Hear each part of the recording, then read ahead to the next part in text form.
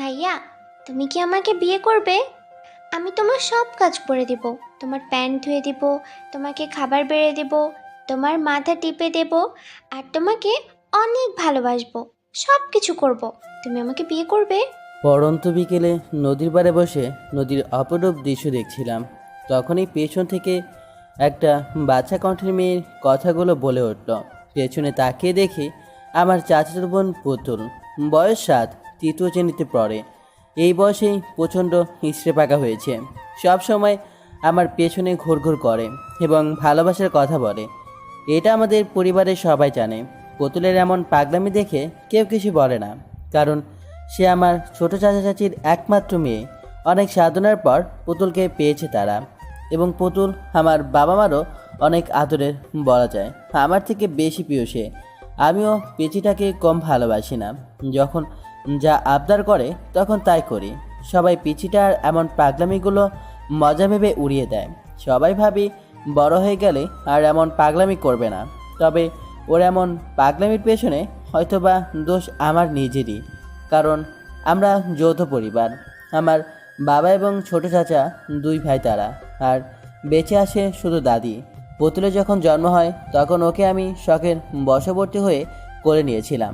তখন আমি 3য় শ্রেণীতে পড়ি। ছোট বাচ্চাদের সবাই আদর করে, এটাই স্বাভাবিক। আমিও তার বিকল্প নই। আমি প্রথমে পুতুলের কপালে একটা চুমু খাই, সঙ্গে সঙ্গে পিচিটা নড়ে চড়ে উঠল। হয়তোবা ভালোবাসার প্রথম পরশ পেয়েছিল আমার, তাই কেঁপে উঠেছিল। তারপর যখন ওর গালে চুমু খেতে যাব তখনই ওর মুখটা ঘুরিয়ে নেয় এবং তার ঠোঁটে আমার ঠোঁট লেগে যায়। ঠিক সেই সময় থেকে মেয়েটা আমার পেছনে লেগে আছে। হয়তো বাঁধনটা সেখানে বেঁধে দিয়েছে ওপর থেকে। জন্ম হওয়ার পর থেকেই পিছিটা খুব কাঁদছিল, কিন্তু যখনই আমার ঠোঁটের স্পর্শ পেল ঠিক তখনই কেন জানি না একদম কান্না বন্ধ এবং খিলখিল করে হাসতে লাগলো। সবাই এটা দেখে অবাক হয়েছিল বটে, কিন্তু আমিও সেদিন অনেকটা খুশি হয়েছিলাম। যেটা একজন মা করতে পারলো না, আমি সেটা করে দেখিয়েছি। দাঁত ছিল না, তবুও তার হাসিটা অনবদ্য। পিচিটা দেখতে ছোট থেকেই একদম পুতুলের মতোই, তাই আমি পিচিটাকে পুতুল বউ বলে ডাকি। সবাই ওকে পুতুল বলে, আর আমি ডাকি পুতুল বউ বলে। আমি পুতুলের হাত একটু শক্ত করে ধরে কাছে টেনে বসালাম। দুধে আলতা গায়ের রং, তাই একটু ছোঁয়া পেতেই সাদা জায়গায় লাল হয়ে গেছে। ওর কানটা একটু টেনে দিয়ে বললাম, এই ইচড়ে পাকা, তুই কি কখনো ঠিক হবি না? সব সময় এত পাকা পাকা কথা বলিস কেন? পড়ালেখা শেষ করে বিয়ের উপযুক্ত হয়ে বিয়ের কথা বলবি। পিছিটা আমার কাছে আরও একটু চেপে বসলো। আমি পড়ালেখা শেষ করলে তুমি আমাকে বিয়ে করবে? মহা মুশকিলে পড়লাম তো। এটো দেখে শুধু আমাকেই বিয়ে করতে চায়। আচ্ছা ঠিক আছে, আমি তোকেই বিয়ে করব। তবে আগে তুই বড় হয়ে বিয়ের উপযুক্ত হবি, তারপর। পিচিটা ইয়াহু বলে চিৎকার করে ঠাস করে আমার গালে একটা চুমু খেয়ে বাড়ির দিকে দৌড় লাগালো। কি সাংঘাতিক মেয়ে রে বাবা! ইচ্ছে করছে এখনই ওকে ধরে দুগা লাগিয়ে দিই। পরক্ষণে ওর তিরিং ফিরিং করে লাফিয়ে দৌড়ানো দেখে আমার মুখেও হাসি ফুটে উঠল। পিচিটাকে মারামারি নিয়েও যত মুশকিল, কাউকে ওর গায়ে হাত লাগাতে দিই না। এমনকি পুতুলের মা বাবাও পুতুলকে মারার সাহস পায় না আমার ভয়ে, কারণ পুতুলকে শুধু আমি একাই মারি, আর কাউকে মারতে দেই না। মনে হয় পুতুল আমার নিজস্ব সম্পত্তি, তাই আমি একাই ওর ওপর অধিকার খাটাতে পারি, আর কেউ পারে না। আমার এমন কাণ্ড দেখে সবাই শুধু হাসে। পুতুলকে যখন তার মা মারতো তখন প্রচণ্ড রেগে যেতাম। সেই থেকে আর চাচি পুতুলের গায়ে হাত তোলে না।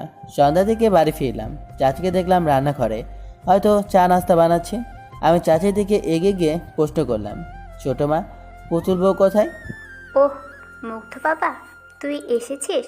ঘরে গিয়ে দেখ, টিভিতে কার্টুন দেখছে। আমি কপট রেগে গেলাম।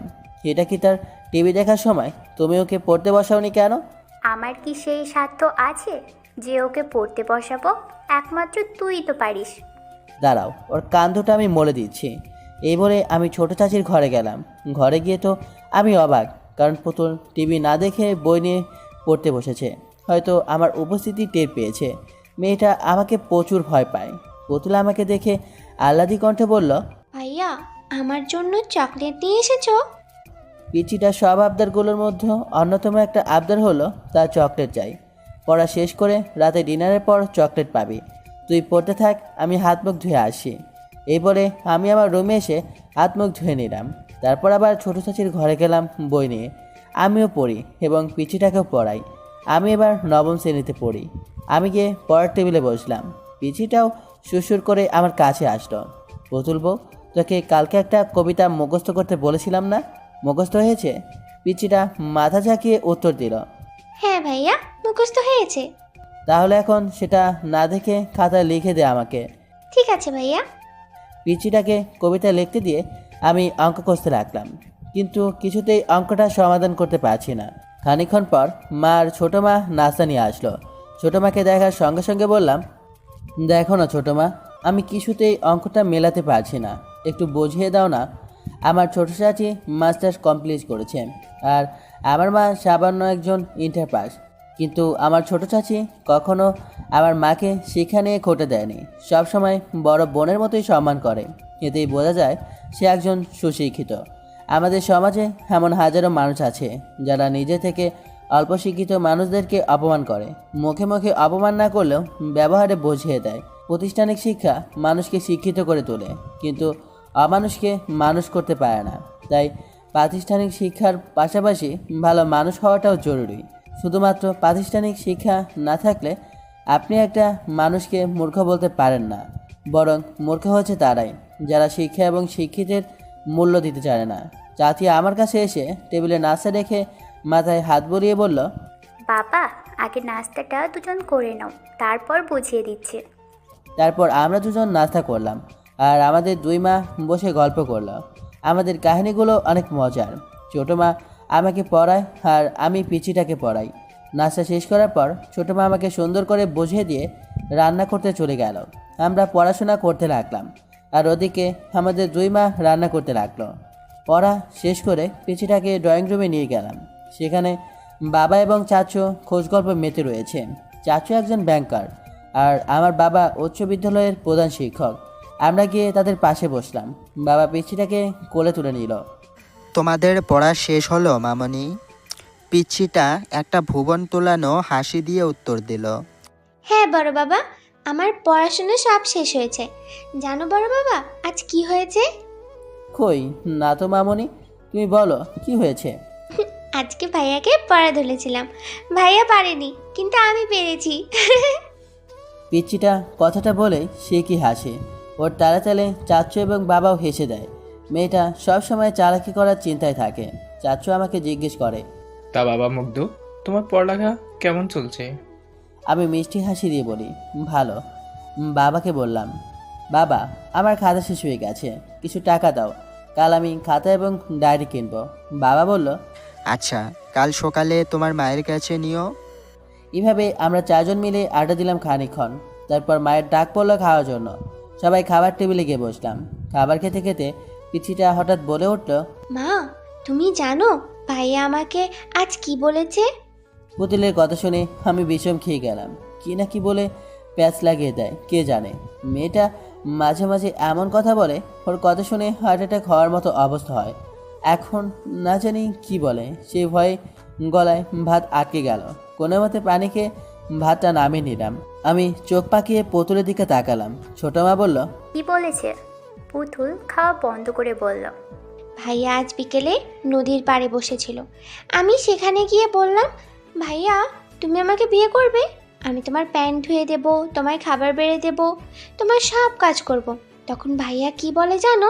সবাই জিজ্ঞাসু দৃষ্টিতে তাকিয়ে আছে পুতুলের দিকে। আমারও তো চোখ বেরিয়ে আসার উপক্রম। তারপরও নিজেই বলতে শুরু করলো, তখন ভাইয়া বলে, আমি পড়াশোনা শেষ করে বড় হব, তারপর ভাইয়া আমাকে বিয়ে করবে। পুতুলের কথা শুনে সবাই হেসে দেয়। মা পুতুলকে কোলে নিয়ে বলে, তোমার ভাইয়া একদম ঠিক বলেছে মামনি। তুমি আগে পড়ালেখা শেষ করে বড় হও, তারপর তোমার ভাইয়ার সাথে তোমার বিয়ে দিব, কেমন? পুতুল শুধু মাথা নাড়ল। মেয়েটা এই বয়সে বিয়ে নিয়ে এত পাকা পাকা কথা বলে, না জানি বড় হলে কি করে। এ তো আমাকে তুলে নিয়ে গিয়ে বিয়ে করবে। ছোটো মা পুতুলের কান টেনে দিয়ে বলল, খুব পেকে গেছো তাই না? এবার পাকা পাকা কথা বন্ধ করে খাবার খেয়ে নাও চুপ করে। তারপর সবাই মিলে খাওয়া দাওয়া শেষ করলাম। খাওয়া শেষ করে আমি পিচ্ছিটার হাতে দুটো চকলেট দিয়ে ঘুমাতে গেলাম। পিচ্ছিটাও ঘুমিয়ে পড়ল। পরের দিন সকালে ঘুম থেকে উঠে মার কাছ থেকে টাকা নিয়ে খাতা এবং ডায়েরি কিনতে গেলাম। খাতা কিনতে প্রায় 1/2 কিলোমিটার যেতে হয়। সাইকেল নিয়ে তাড়াতাড়ি গেলাম, কিন্তু পিচিটা যে এমন একটা কাণ্ড করবে ভাবতে পারিনি। খাতা এবং ডায়েরি আমার পড়ার টেবিলে রেখে গিয়েছিলাম গোসল করতে, কিন্তু এসে দেখি খাতা আছে, ডায়েরি নেই। পুরো ঘর তন্ন তন্ন করে খুঁজেও যখন ডায়েরিটা পেলাম না, তখন চিৎকার করতে লাগলাম। মা এসে বলল, কি হয়েছে? এভাবে ষাঁড়ের মতো চিৎকার করছিস কেন? আমি মাকে দেখে চুষপে গেলাম। ভয়ত কণ্ঠে বললাম, আমার ডায়েরিটা কোথায় দেখেছো? আমি কিভাবে জানবো তোর ডায়েরি কোথায়? ভালো করে খুঁজে দেখ। এই কথা বলে মা চলে গেল। তারপর আর কোথাও খুঁজে পেলাম না ডায়েরিটা। ব্যাগে বই খাতা গোছিয়ে নাস্তা করতে গেলাম। নাস্তা শেষ করে এসে ব্যাগটা গাড়ি নিয়ে রওনা দিলাম স্কুলের পথে। আর সকালে পিচিটাকে দেখলাম না, হয়তো ঘুমাচ্ছিল। ওকে স্কুলে নিয়ে যাওয়ার জন্য ডাক দিয়েছিলাম বেশ কয়েকবার, কিন্তু আমার ডাকে সাড়া দেয়নি। তাই ছেড়ে চলে এসেছি। প্রথম পিরিয়ড শেষ হওয়ার পর স্যার যখন হোমওয়ার্ক দিল, আমি হোমওয়ার্ক নোট করার জন্য খাতা বের করতে গিয়ে দেখি ডায়েরিটা আমার ব্যাগের ভিতর। আশ্চর্য হয়ে গিয়েছিলাম আমি তো আসার সময় ডায়েরিটা ব্যাগে রাখিনি, তাহলে কে রাখলো? যাক, ভালো হয়েছে। এটা ভেবে ভালো লাগছে যে আমার সদ্য কেনা নতুন ডায়েরিটা হারায়নি। আমি ডায়েরিটা খোলার পর সপ্তম আসমানে চলে গেলাম। প্রথম পৃষ্ঠায় বড় করে তেরাপাকা করে লেখা ভালোবাসি। লেখাটি দেখার সঙ্গে সঙ্গে আমি বেকুব বনে চলে গেলাম। কে লিখলো এভাবে, তাও আবার বাঁকা করে? তবে দেখে মনে হচ্ছে বেশ কাঁচা হাতের লেখা। আমি পরের পৃষ্ঠা উল্টালাম, একই অবস্থা। এভাবে প্রতিটা পৃষ্ঠাই শেষ করলাম, কিন্তু একটা পৃষ্ঠাও ভালো নেই। সব পৃষ্ঠাতেই বড় করে লেখা ভালোবাসি। আমি ভালোভাবে খেয়াল করে দেখলাম লেখাগুলো ঠিক পিচিটার হাতের লেখার মতো। আমি ভালোভাবেই বুঝতে পারলাম এটা পিচিটারই কাজ। একবার বাড়ি যাই, ওকে বুঝিয়ে দেব এমন দুষ্টামি করার ফল কি হয়। কোনো রকমে টিফিন পিরিয়ড পর্যন্ত ক্লাস করে পালিয়ে গেলাম। বাড়ি গিয়ে ব্যাগটা টেবিলের উপর রেখে আগে গোসল করে নিলাম। তারপর আর মনে খুঁজতে লাগলাম পিচিটাকে, কিন্তু কোথাও খুঁজে পাচ্ছি না। ছোটো মাকে জিজ্ঞেস করলাম, ছোটো মা বলে জানে না। মাকে জিজ্ঞেস করলাম, মা বলে জানে না। তাহলে কি পিচিটা ওদা হয়ে গেল? পুরো বাড়ি খুঁজলাম, কিন্তু কোথাও পেলাম না। তারপর ভালোভাবে লক্ষ্য করলাম রান্নাঘরে মায়ের শাড়ির আঁচলটা বেশ লম্বা হয়ে আছে, আর তার নিচে ফুলে রয়েছে, আর কিছু একটা নড়াচড়া করছে। আমার আর বুঝতে বাকি রইল না আমার জননী পিচিটাকে সেফটি দিচ্ছে। পিচিটা আমার ভয়ে লুকিয়ে আছে, হয়তো নিজে তার কুকর্মগুলো মায়ের কাছে স্বীকার করেছে। আর সে যতই দোষ করুক না কেন, আমার জননী তো কিছুই বলবে না। আমি আস্তে ধীরে মায়ের পাশে গিয়ে দাঁড়ালাম। পাশের টেবিল থেকে একটা গাজর নিয়ে খেতে খেতে মাকে বললাম, মা কি করছো তুমি? দেখার পরেও জিজ্ঞেস করিস কি করছি? মানে বলতে চাইছি যে কি রান্না করছো?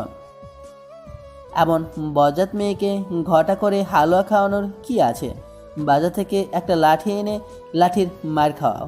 কথাটি আমি বিড়বিড় করেই বললাম, যেটা পরিষ্কার করে শুনতে পারিনি। মা কপাল কোচকে জিজ্ঞেস করে, কি বললি তুই? কিছু বলিনি তো। বললাম শুধু তোমার পুতুল শোনার জন্যই রান্না করো। আমি তো তোমার কেউ না, আমার জন্য রান্না করতে হবে না। এমনভাবে বলছিস যেন তোকে রেখে শুধু একা পুতুলকেই দেই, তাই না? তুই তো বেশি খাস, তারপরেও হিংসা করিস। চা, এভাবে আমার মান সম্মানকে প্লাস্টিক বানিয়ে দিল। না, কথার প্রসঙ্গ চেঞ্জ করতে হবে, আর যত তাড়াতাড়ি হোক কৌশল করে পিছিটাকে বের করতে হবে। ওকে তো আর জোর করে মায়ের আঁচল থেকে বের করতে পারবো না। বুদ্ধি করতে রাখলাম, কি করা যায়। পেয়েছি। মা জানো পুতুল বইয়ের জন্য কি নিয়ে এসেছি? কি এনেছিস? স্কুল থেকে আসার সময় ওর জন্য এক ব্যাগ চকলেট নিয়ে এসেছি, কিন্তু ওকে তো খুঁজেই পাচ্ছি না। যাই হোক, চকলেটগুলো ফেরত দিয়ে আসি কিল্লা ফতে। ব্যাস, কাজ হয়ে গেছে।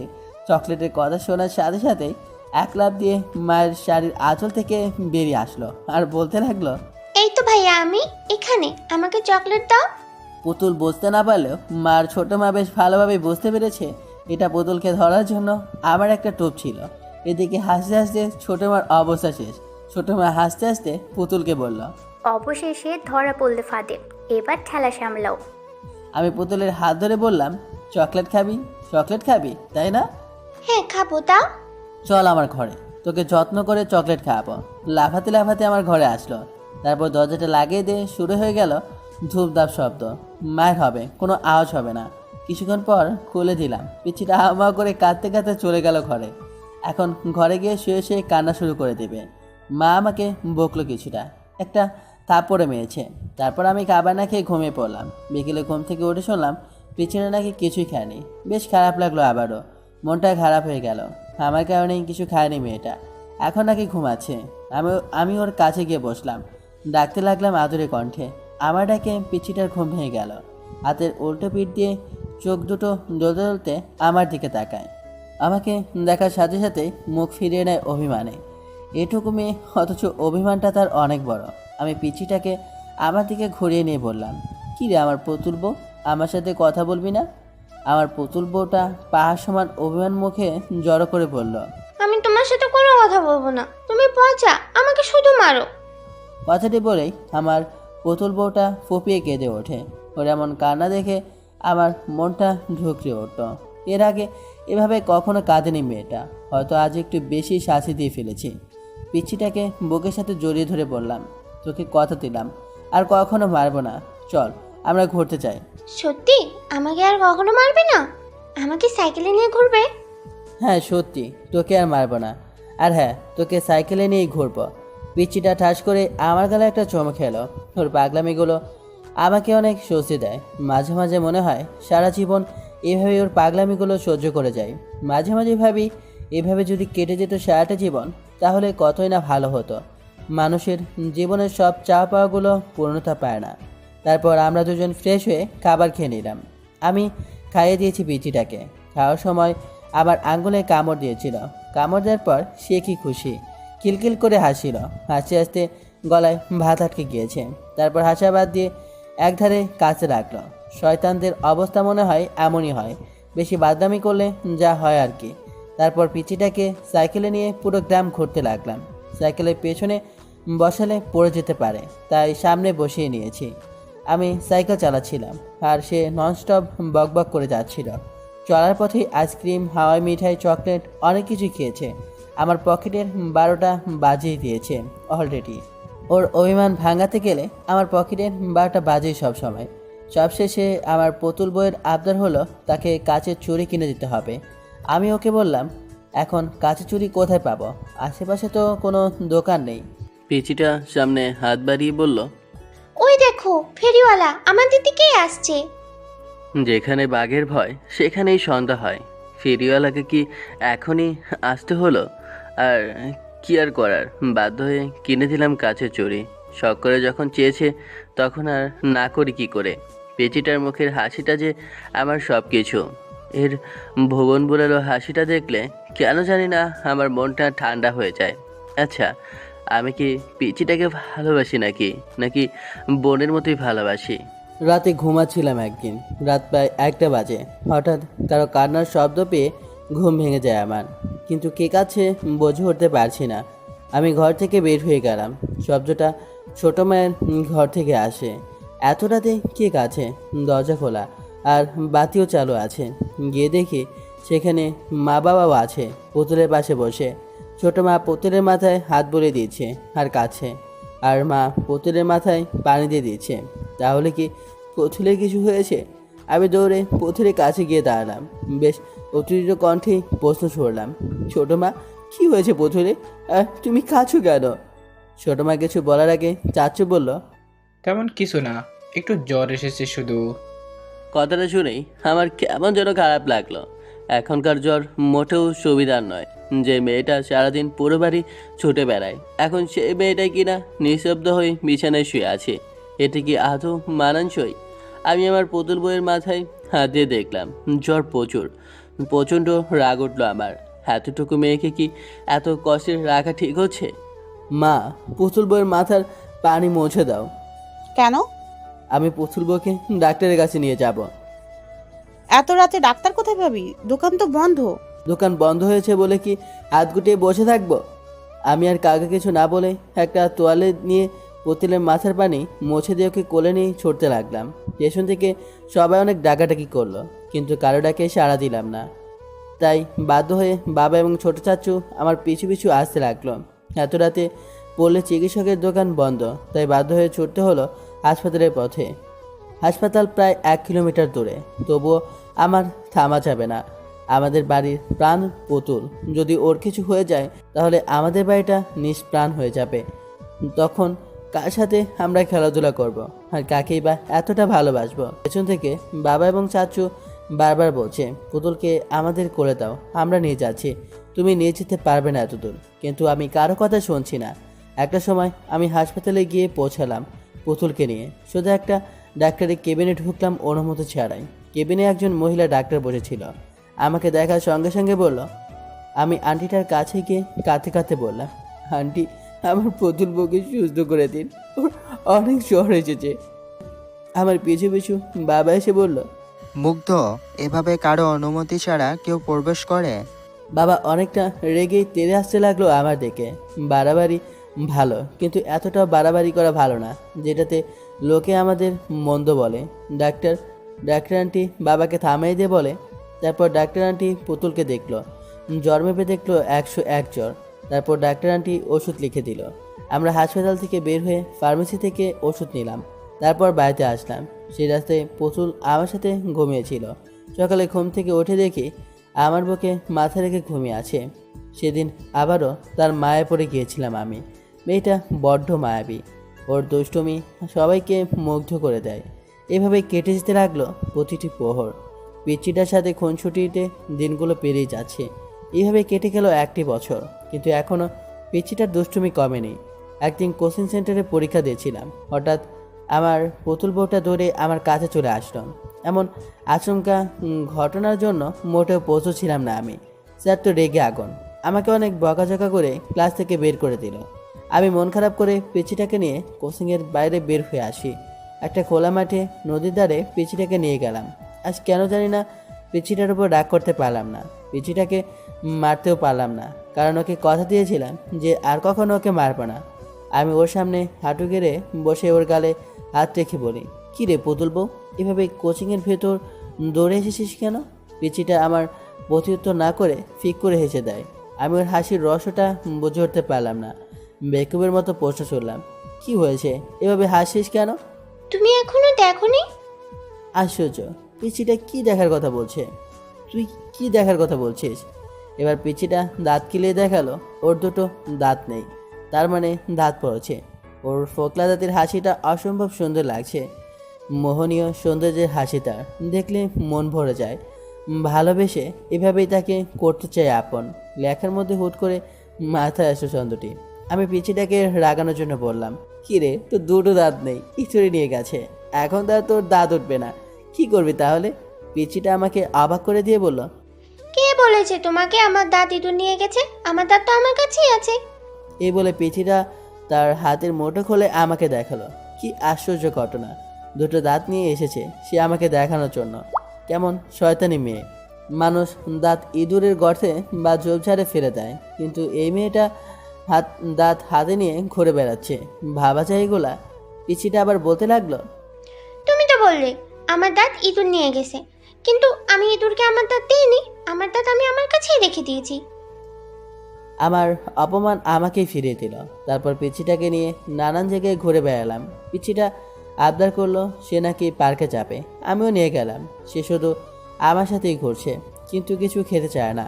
পিচিটা মাথা নাড়িয়ে নাসূচক উত্তর দেয়, মুখে না বললেও মন কি চায় সেটা আমার ভালোভাবে জানা আছে। সে হয়তো একটু বুঝতে শিখেছে আমার অবস্থা। সে হয়তো বুঝতে পেরেছে আমি ইনকাম করি না, তাই তো এখন আর বেশি আবদার করে না। আমি ওকে একটা আইসক্রিমের দোকানে নিয়ে গিয়ে আইসক্রিম কিনে দিলাম। আমার পুতুল বউটা মহা আনন্দে আইসক্রিম খেতে লাগলো। তারপর পিচিটাকে একটা দোলনায় বসিয়ে দোল খাওয়ালাম। সন্ধ্যালোকে বাড়ির পথে রওনা দেই। সেই দিনের পর থেকে আর কখনো সেই কোচিং সেন্টারে যায়নি। যে শিক্ষক একটা ছোট শিশুকে ভালোবাসতে জানে না, স্নেহ করতে জানে না, সেই শিক্ষকের শিক্ষার আমার কোনো প্রয়োজন নেই। মানুষ মানুষকে ছোট করে, এটা কেমন শিক্ষা? শুধু প্রাতিষ্ঠানিক শিক্ষায় শিক্ষিত হলে হয় না, প্রকৃত শিক্ষিত হওয়ার জন্য একজন ভালো মানুষ হওয়া জরুরি। প্রকৃত অর্থে তারাই শিক্ষিত যারা নিজের বিবেকের কাছে নত হয়ে মানুষকে যাচাই করতে জানে। যে শিক্ষা মানুষকে অহংকারী করে তোলে, সে শিক্ষা আমার কোনো প্রয়োজন নেই। আমরা প্রতিবাদী হব, কখনো অন্যের কাছে আপোষ করব না। আস্তে ধীরে আমরা যতই বড় হতে থাকি, ততই আমাদের পাগলামিগুলো যেন বেড়েই চলেছে। এখন আমি ইন্টার সেকেন্ড ইয়ারে পড়ি, আর পিচিটা 6-এ। সবসময় দুষ্টুমি না করলে যেন পিচিটা শান্তি নেই। আজ পর্যন্ত কতগুলো ছেলে মেয়েদের সম্পর্ক ভেঙে দিয়েছে তার কোনো হিসাব নেই। এই তো কিছুদিন আগের কথা। একটা পার্কে দুজন কপতি বসে ছুটিয়ে প্রেম করছিল। একদম মাখামাখি অবস্থা তাদের। এটা দেখার পর পিচিটা আমাকে বলে, ভাইয়া দেখছো শয়তান দুটা পার্কের ভিতরে কি করছে? যার যেটা ইচ্ছে করুক, তাতে তোর কি? তুই ঘুরতে এসেছিস, ঘুরবি ফিরবি, তারপর বাসায় ফিরে যাবি। হুম, তা তো হয় না ভাইয়া, দেখো কি করি। এই বলে পিচিটা দৌড়ে সেই কপতির কাছে গেল। আমি পেছন থেকে এত ডাকলাম, কিন্তু আমার ডাকে সাড়া দিল না। না জানি কি কাণ্ড বাঁধিয়ে বসেছে পিচ্চিটা। আমার কোনো কথাই শোনে না, সবসময় শয়তানি করে। বড্ড বেশি দুষ্ট হয়েছে। পুতুল একদম তাদের সামনে গিয়ে দাঁড়ালো, পাকা বুড়িদের মতো কোমরে হাত দিয়ে বলতে লাগলো, ভাইয়া তুমি এখানে, আর আমার আপু তোমার জন্য অপেক্ষা করছে। পুতুলকে দেখে তারা দুজন একটু সরে বসে। তারা পুতুলের কথায় অবাক হয়েছে বটে। ছেলেটি কিছু বলার আগে মেয়েটি বলে উঠল, এই মেয়ে, কে তুমি? আমাদের শালি দুলা ভাইয়ের মাঝখানে কথা বলছো? সেটা শুধু বেকুবের মতো পুতুলের কাণ্ড দেখছে। কি যে বলবে সে সুযোগও পাচ্ছে না। এবার মেয়েটা চোখ গরম করে ছেলেটার দিকে তাকায়। ছেলেটা তো ভয়ে শেষ, ডোক গিলতে লাগলো। মেয়েটা ছেলেটার কলা ধরে বলে, ছেলেটার যা যা অবস্থা, কোনো রকমে মুখ খুলল। বিশ্বাস করো বাবু, আমি আর কারোর সাথে রিলেশন করি না। আমি জানি না কে এই মেয়ে, আর এটাও জানি না আমার জন্য কেউ অপেক্ষা করছে। তাদের কথার মাঝে পুতুল ডান হাত ঢুকিয়ে দিয়ে বলল, এই দুলা ভাই, তুমি মিথ্যে বলছো কেন? আমার আপুর সাথে 1 বছর প্রেম করে এখন অন্য মেয়েকে নিয়ে ঘুরে বেড়াচ্ছ? দাঁড়াও, আপুকে গিয়ে বলছি আমি। এই বলে পুতুল সেখান থেকে আস্তে আস্তে কেটে পড়ল। এরই মধ্যে মেয়েটা সাংঘাতিক ঝগড়া বাঁধিয়ে ফেলেছে। কি সাংঘাতিক মেয়ে মারি! এতটুকু সময়ের মাঝে একটা সম্পর্কের 12টা বাজিয়ে দিল। পিচিটা এমন ভাব নিয়ে আমার সামনে আসলো, মনে হয় কত বড় একটা মিশন সাকসেস করে এসেছে। আমার সামনে এসে মুখে হাত দিয়ে মুখ টিপে হাসতে লাগলো। ভ্রুকুসকে প্রশ্ন করি, এভাবে গাধার মতো হাসিস কেন? ইয়া, তুমি বলেছিলে না যে আমি কোনো কাজের নয়? দেখেছো আজ কত বড় একটা কাজ করলাম। সকলের উচিত না, সরকারের উচিত আমাকে একটা নোবেল দেওয়া। বাঁধিয়ে দিয়ে আসলো মানুষের মতো ঝগড়া, আর সে বলছে কিনা কত বড় একটা কাজ করে আসলো, আবার বড় মুখ করে নোবেলও চায়। এমন বেচু সন্তান কখনো দেখিনি আমি। পিচির কথা শুনে ফিক করে হেসে দেই। এটা দেখে সে ছেলে মেয়ে দুটো আমাদের দিকে অবাক হয়ে তাকায়। ছেলেটা মেয়েটাকে বলে, ওই দেখো, ওরা দুজন হাসাহাসি করছে। তার মানে তারা ইচ্ছে করেই আমাদের মাঝে ঝগড়া বাঁধিয়ে দিয়েছে। এই বলে তারা দুজন আমাদের ধাওয়া করতে লাগলো। আমাদের আর পায়কে কোনো রকমে পিচিটার হাত ধরে দিয়ে দৌড়। এই পিচিটার জন্য কোথায় গিয়ে শান্তি নেই, কোনো না কোনো কাণ্ডে ঘটাবেই। কোনো রকমে পান বাঁচিয়ে পালে এসেছি। এর কিছুক্ষণ পর ঘরে বসে ফোনে গেমস খেলছিলাম। পিচিটা কোথা থেকে যেন আসলো, খুব সাজুগুজু করে, মনে হয় কোনো অনুষ্ঠানে যাবে। ভাইয়া দেখো তো আমাকে কেমন লাগছে। আমি গেমের মধ্যেই মনোনিবেশ রেখেই বললাম, অনেক সুন্দর লাগছে। উফ, ফোনটা রাখো তো। আমি ফোনটা পাশে রেখে পিচিটার দিকে তাকালাম। আচ্ছা রাখলাম, এবার বল কি বলবি? শুনেছো পাশের এলাকায় নাকি একটা মেয়ের বিয়ে? হ্যাঁ শুনেছি, তার বিয়ে, তাতে আমার কি? আর তুই এত সুন্দর করে সেজেছিস কেন? কোথায় যাবি নাকি? সেই বিয়ের বাড়িতেই যাবো বলেই তো সেজেছি। পিচিটার কথা শুনে আমার চোখ দুটো একদম রসগোল্লার মতো হয়ে গেল। বিনা দাওয়াতে কেউ কিভাবে বিয়ে বাড়িতে যায়? কিন্তু তারা তো আমাদের দাওয়াত করেনি, বিনা দাওয়াতে কিভাবে যাবে? হুম, বিনা আমন্ত্রণে দাওয়াত খাওয়ার যে কি মজা তা তুমি বুঝবে না। এখন সুন্দর দেখে একটা পাঞ্জাবি পরে নাও তো। কি সাংঘাতিক কাহিনী! বিনা আমন্ত্রণে নাকি দাওয়াত খেতে যাবে? আমি যেতে পারবো না। ঠিক আছে, না গেলে নাই, আমি একাই যাব। এই বলে পিচিটা যেতে লাগলো। আচ্ছা ঠিক আছে, দাঁড়া, আমিও যাচ্ছি। কখন কি বিপদ ঘটায় তার কোনো নিশ্চয়তা নেই, তাই বাধ্য হলাম যেতে। কালো রঙের একটা পাঞ্জাবি পরলাম, তারপর দুজনে মিলে ঘর থেকে বের হলাম। ঘর থেকে বের হতে না হতেই মা এবং ছোট মা সামনে পড়লো। মা আমাদের দুজনকে একসাথে দেখে বলে, কি রে, তোরা কোথায় যাচ্ছিস এভাবে সাজুগুজু করে? বিয়ের দাওয়াত খেতে যাচ্ছি গো বড় মা। পিচিটার কথা শুনে মা এবং ছোট মা দুজনার মুখের দিকে বেকুবের মতো তাকিয়ে রইল। কোথায়? পাশের এলাকায়। কিন্তু তারা তো আমাদের বিয়ের দাওয়াত করেনি। তোমাদের দাওয়াত করেনি তো কি হয়েছে? আমাকে তো পার্সোনালি দাওয়াত করেছে। কি বলিস এসব? তুই কোথাকার প্রেসিডেন্ট যে আমাদের দাওয়াত না করে তোকে দাওয়াত করবে, তাও আবার পার্সোনালি?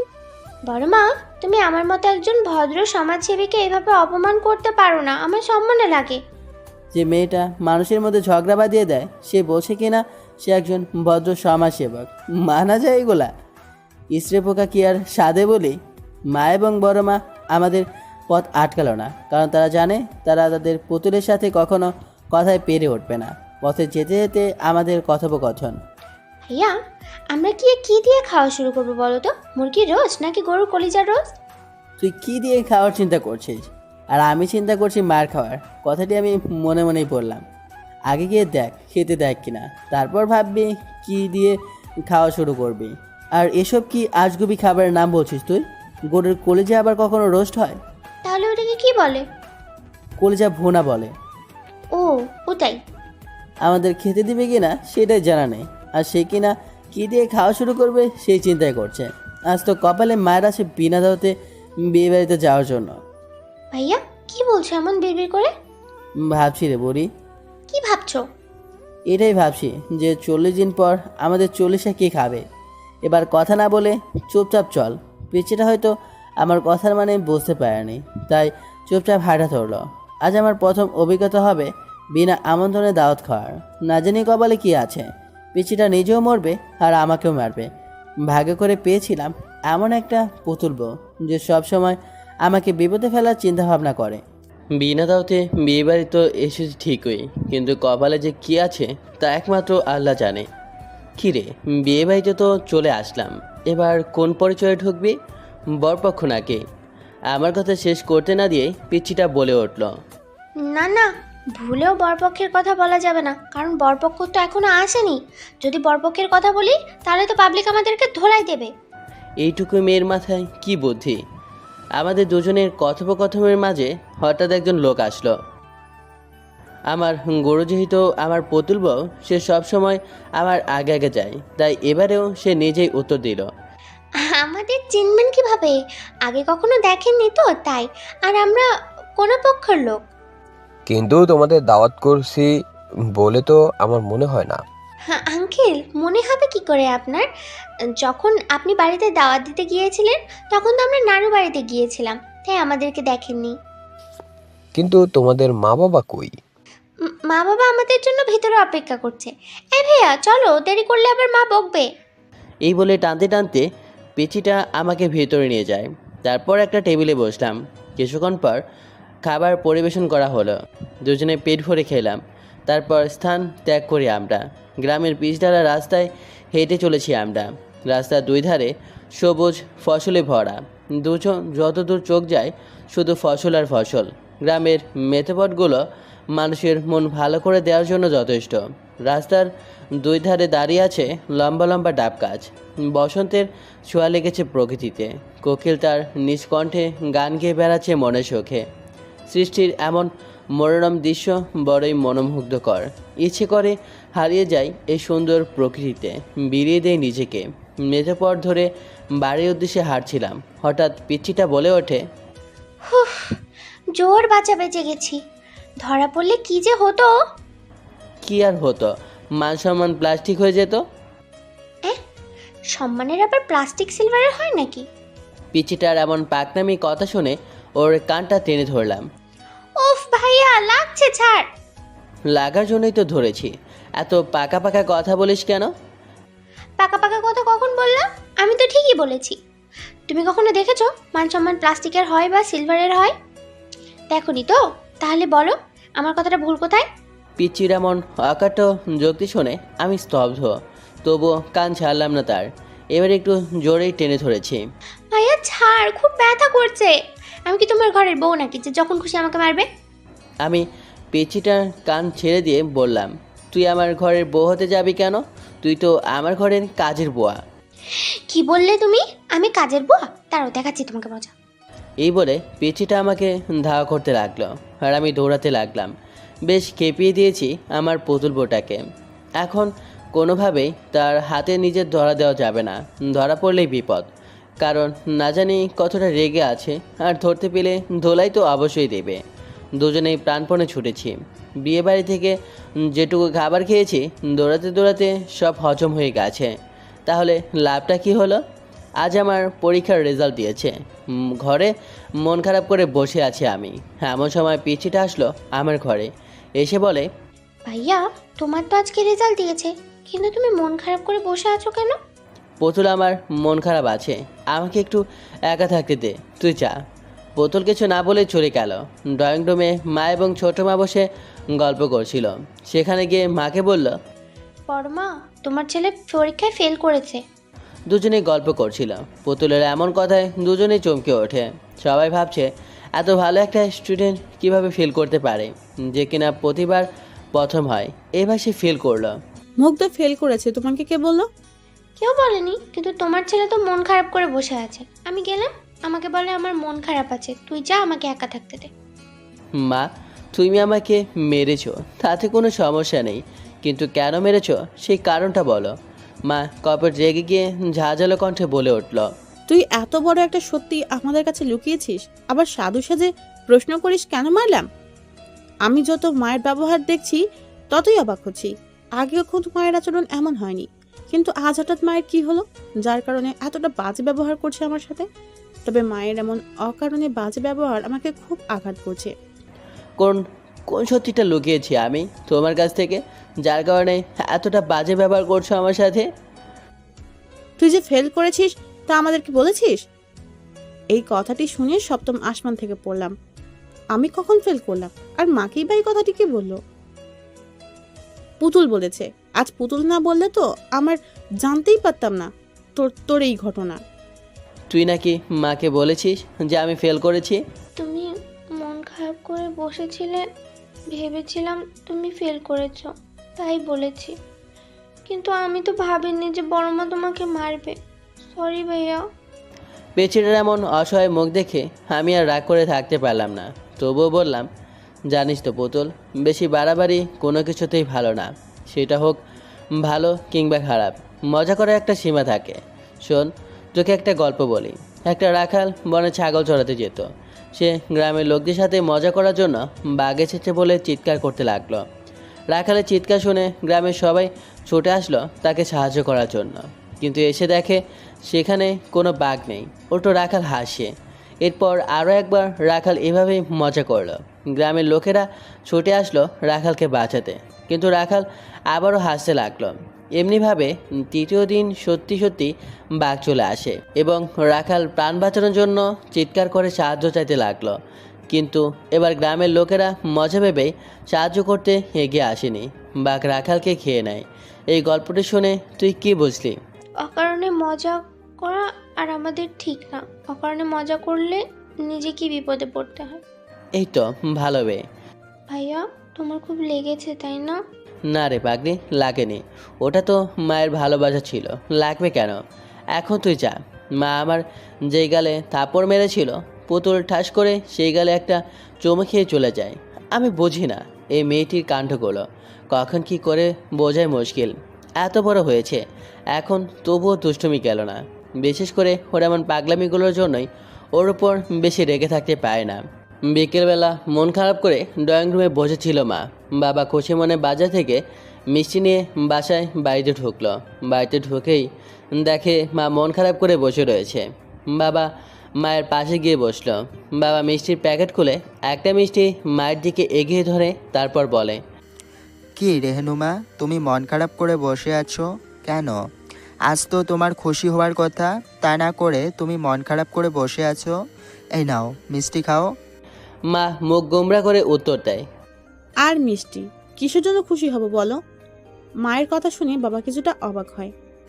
কিসের জন্যে খুশি হবে মানে? তোমার ছেলে পরীক্ষায় ফেল করেছে, তার জন্য খুশি হব?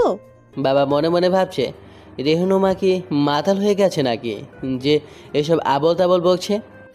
তোমার ছেলে প্রত্যেকবারের মতো এবারেও জিপিএ 5 পেয়েছে, আর তুমি বলছো তোমার ছেলে ফেল করেছে।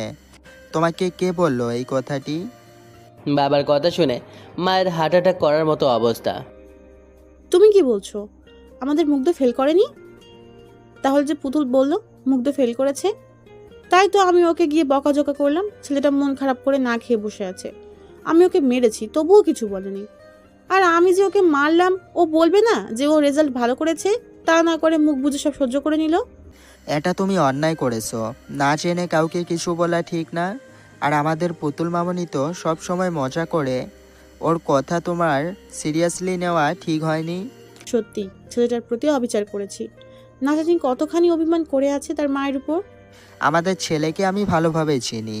ওকে যতই শাসন করো না কেন তুমি, ওর মা, তুমি যদি ওর কপালে আদর করে একটা চুমু খাও, তাহলেই দেখবে ওর সব রাগ অভিমান নিমিষেই শেষ হয়ে গেছে। এখন নাও, মিষ্টি মুখ করো। আমাদের একমাত্র ছেলে এত বড় বড় উপহার দিচ্ছে আমাদেরকে। মা এবং বাবা একে অপরকে মিষ্টি খাইয়ে দেয়। তারপর মা একটা মিষ্টি নিয়ে আমার ঘরে আসে। এসে দেখে আমি মন খারাপ করে টেবিলে মাথা নুয়ে বসে আছি। মা বেশ কয়েকবার ডাক দেয়, কিন্তু আমার কোনো সাড়া শব্দ নেই। মা চিন্তিত হয়ে একটু এগিয়ে আসে, আমার মাথা তুলে ধরে দেখে আমি কাঁদতে কাঁদতে ঘুমিয়ে গেছি। চোখের পানি শুকিয়ে গেছে। মা আমার চোখের পানি মুছে দিয়ে কপালে একটা ভালোবাসার পরশ দেয়। মায়ের চুমো খাওয়ার সঙ্গে সঙ্গেই আমার ঘুম ভেঙে যায়।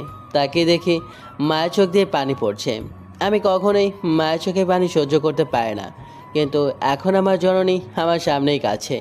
এটা আমার জন্য পৃথিবীতে সবচেয়ে বড় কষ্টদায়ক একটা বিষয়।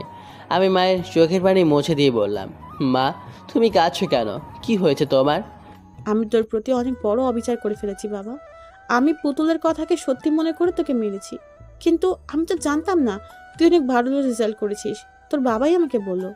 কাঁদতে কাঁদতে কথাটি বলল, মা তুমি একদম কাঁদবে না। তুমি জানো না আমি তোমার চোখের পানি সহ্য করতে পারি না। তোমার চোখের পানির ফোঁটা এক একটা মুক্তোর চেয়েও দামি। প্লিজ আর কেঁদো না। মার কিছু না বলে আমাকে জড়িয়ে ধরে কেঁদে দেয়। আমিও মাকে জড়িয়ে ধরি। এমন সময় আমাদের পুতুল মহারানী সেখানে হাজির। সেও প্রচণ্ড মন খারাপ করে এসেছে। এসে বলে, পরমা, আমার ভুল হয়ে গেছে, আমি বুঝতে পারিনি যে। মা পুতুলকে আর কিছু বলতে না দিয়ে পুতুলকেও আমাদের সাথে জড়িয়ে নেয়। এভাবে কিছুক্ষণ অতিবাহিত হওয়ার পর মা আমাকে এবং পুতুলকে একটা মিষ্টি ভাগাভাগি করে দেয়। তারপর মা আমাকে বলে, তুই কেন বলিসনি যে তুই GPA 5 পেয়েছিস? আর মন খারাপ করে বসেছিলি কেন? আমি জানি না কেন তোমাদেরকে বলিনি যে আমি ভালো রেজাল্ট করেছি, কিন্তু মন খারাপ করে বসেছিলাম একটা কারণে। আমাদের এলাকাতে তো কোনো ভার্সিটি নেই যে সেখানে নিজের পড়ালেখাটা চালিয়ে যাব।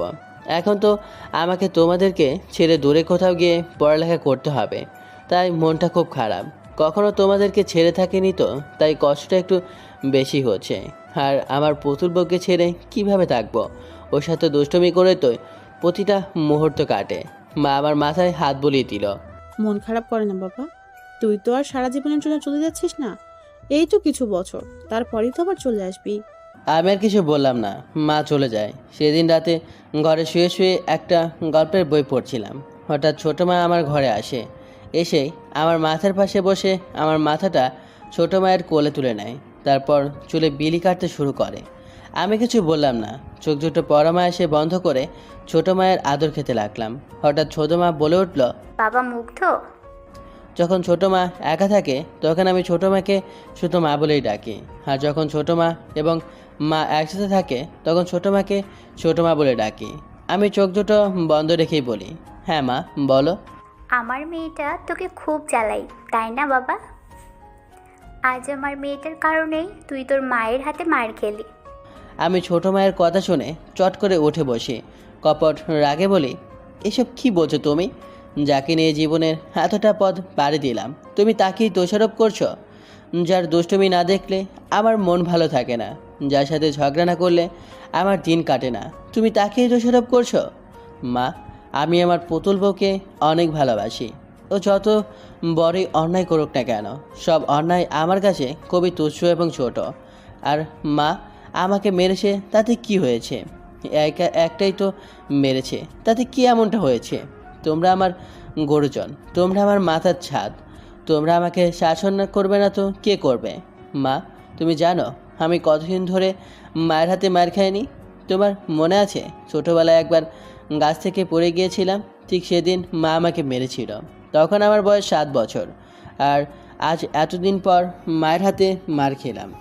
সেদিন মা মেরেছিল আমাকে, তবে সেটা তো রাগ করে মারেনি। আর কখনো যেন এমন কথা না শোনে। ছোটো মা আমার থুতনিতে হাত বুলিয়ে দিয়ে বলে, তোর মতো এমন লক্ষ্মী একটা ছেলে যদি আমার হতো। ছোট মার কথা শুনে প্রচণ্ড রাগ হয় আমার। কি বললে তুমি? আমার মতো লক্ষ্মী একটা ছেলে হতো? তাহলে আমি কার ছেলে? ও, তার মানে তুমি আমাকে নিজের ছেলে মনে করো না, তাই তো? ঠিক আছে, যাও আমার ঘর থেকে, তোমার সাথে আর কোনো কথা নেই। এই বলে আমি মুখ ঘুরিয়ে বসলাম। মানুষ ছোট বাচ্চাদের সাথে যেভাবে কথা বলে, ছোট মাও সেভাবেই কথা বলতে লাগলো। ওলে বাবালে, আমার শোন বাবাটা লাগ করেছে। আচ্ছা, এই যে কান ধরলাম, আর কখনো এমন কথা বলবো না। এবার তো আমার দিকে ঘুরে তাকাও আমার লক্ষ্মী বাবাটা। ছোটো মায়ের এমন তোতলামো দেখে ফিক করে হেসে দিলাম। ছোটো মা যে এভাবে কথা বলবে আমি কখনো ভাবতেও পারিনি। আমি ছোটো মায়ের দিকে ঘুরে আবার তার কোলে মাথা রাখলাম। আর কখনো এমন কথা বলবে না, তাহলে অভিমান করে অনেক দূরে চলে যাব। ঠিক আছে, আর কখনো এমন কথা বলবো না। এমন সময় আমাদের পুতুল মহারানী সেখানে হাজির।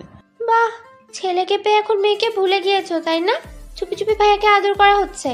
কেন রে, তোকে তো সবসময় আদর করি, তবুও মন ভরে না? তোর ভাইয়া তো দুদিন পরে চলেই যাবে, তবুও এত হিংসা করিস? আচ্ছা আয়, তোকেও আদর করে দিচ্ছে। পিচিটাও এসে ছোট মায়ের কোলে মাথা রাখলো। ভাইয়া কোথাও যাবে না বলে দিলাম। ভাইয়া চলে গেলে আমি খেলবো কার সাথে?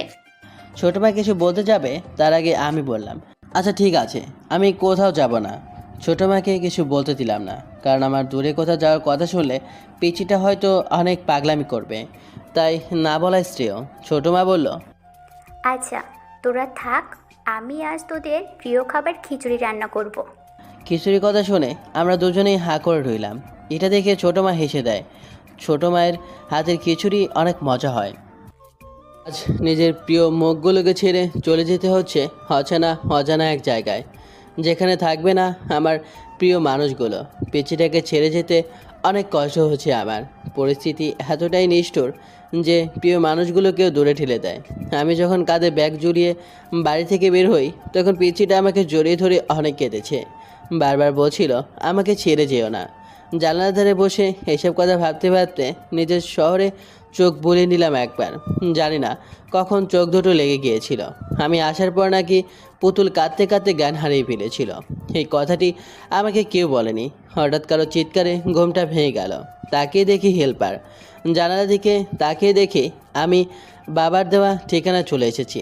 বাস থেকে নেমে একটা রিক্সা নিয়ে বাবার দেওয়া ঠিকানায় চলে গেলাম। কলিং বেল বাজানোর কিছুক্ষণ পরে একটা মেয়ে এসে দরজা খুলে দিল। কে আপনি আর কাকে চাই?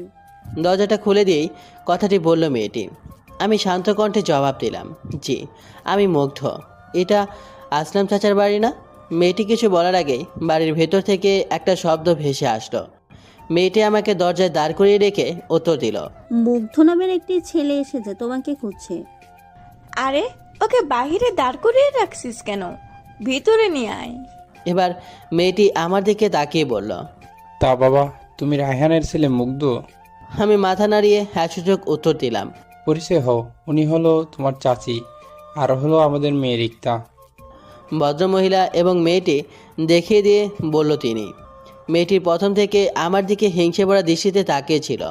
তবে কি মেয়েটির চোখে আমি বিষাক্ত কাঁটা হয়ে গেলাম? পরিচয় পর্ব শেষ করে চাচা আমাকে বলল, এখন গিয়ে হাত মুখ ধুয়ে একটু বিশ্রাম নিয়ে খাবার খেয়ে নাও।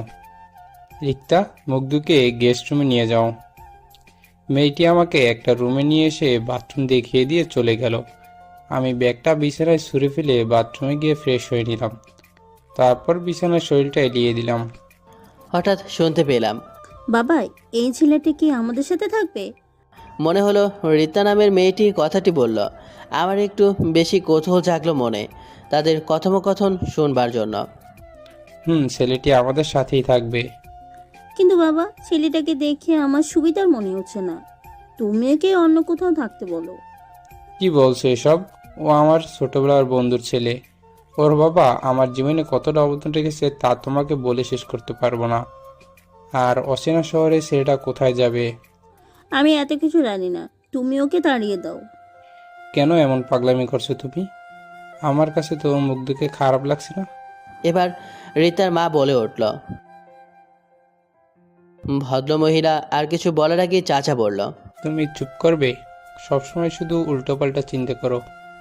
ছেলেটির মধ্যে কি এরকম খারাপ দেখলে যার জন্য মনে হলো সে এত জঘন্য কাজ করতে পারে? মানুষকে ভালোবাসতে শিখো, তাহলে না মানুষের মর্মটা বুঝবে। রিক্তা বলে ওঠে।